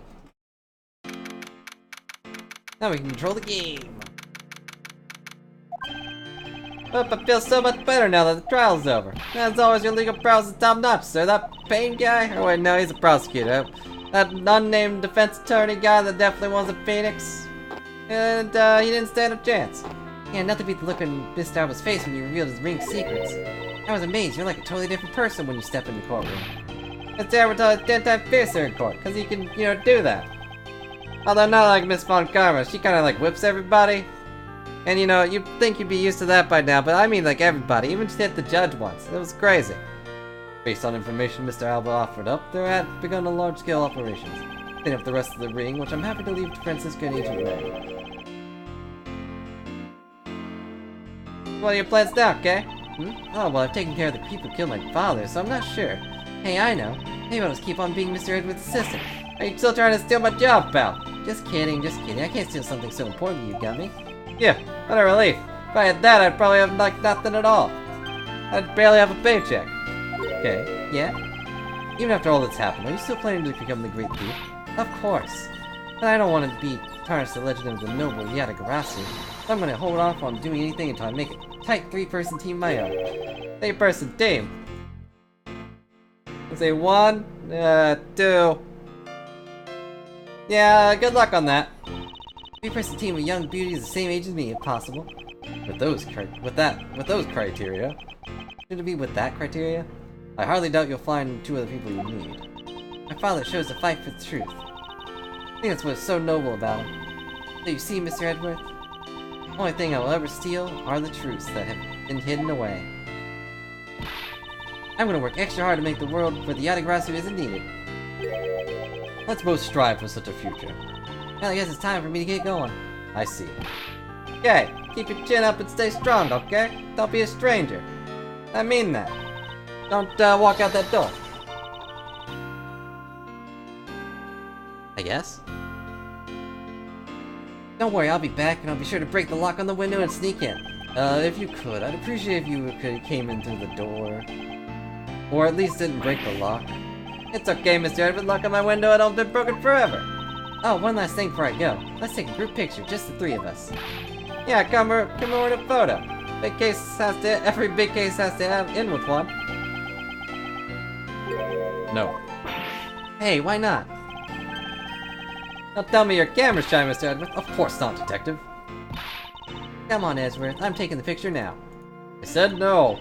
Hey, come back here. Mr. Edward, you can't run away from this, sir. Ah, Detective Gumshoe. Stop that. I can't be seen doing that. Okay, so like taking it now. Say cheese. And thus the long tale of the KGJ incident came to a close. All the demise of the smuggling ring and the birth of the little great thief. There's little time to rest and relax. For I am eager to tackle the investigation into a new case. The reason for my eagerness is my want to pursue the truth, and I want to believe in the strength of those who use power of the law for good. As someone who has chosen to live my life as a prosecutor, that is my new creed. Yeah, that's a great picture. Just sit right there, Mr. Edward. Don't worry about it. She's gonna stab me with her key. If she does that, she's gonna open up my brain. It's very concerning. Don't worry, it's just a keyblade. It won't open anything that's locked. You cut to future thing. She has a Magatama, uses the key to unlock all those locks. And finally, we get to understand why Edgeworth loves the Steel Samurai so much. But guys, that's the end of the game. That's probably also the end of the stream. This went on for far longer than I thought it would. After you said it was only going to be a little bit, I thought, oh, this will be like an hour, I guess. We'll have like an investigation and that'll be it. Turns out it's been 4 hours. But I will figure out what's going to be next on the list of these little games to play. I don't think there's very many left, but yes. A man of refined taste. Refined so well that his tastes have become steel. But anyways, thanks a lot for joining me, guys. Thanks for all the bits. I hope you enjoyed the bad voice acting. And, everything else. It was a good journey. I hope you enjoyed the story, too, of course. That was the big thing. I'm gonna try to move all of these onto YouTube now that they are officially done. I'll have to get the thing worked out. And I think there's still a couple I have not exported, so I'll have to do that real quick. But I'll see you guys later. Probably not tomorrow. Tomorrow is Friday. I'm probably going to try to work on stuff. No, this is really bad voice acting. I can only do like 4 voices. And I don't know if you noticed, but this voice that I was using for Lang was also the voice I had for the guitar guy from Apollo Justice. I don't remember his name off the top of my head. But that was the voice I was using for him. Kind of a... I'm not even sure how to describe this accent, if it even is an accent. Regardless, I will see you guys later. Thanks again for watching. I will probably see you Saturday. And that's kind of it. So, thanks again for watching. Now, I hope you didn't notice. Was it Crescent? I think it was Crescent. Yeah, I think it was that guy. Thanks, Blood Silver. No, Darian was... It was Gavin something, yeah. Darian was the other guy, wasn't it? I remember there being a Crescent guy, I don't know. Anyways, I'm gonna mess up my own memories here, so I'll see you guys later. Thanks again for watching. And if you missed any of these, I will be trying to put them on YouTube's. Just don't blackmail me with them, okay? Okay. Alright, we'll see you later. Thanks again for watching.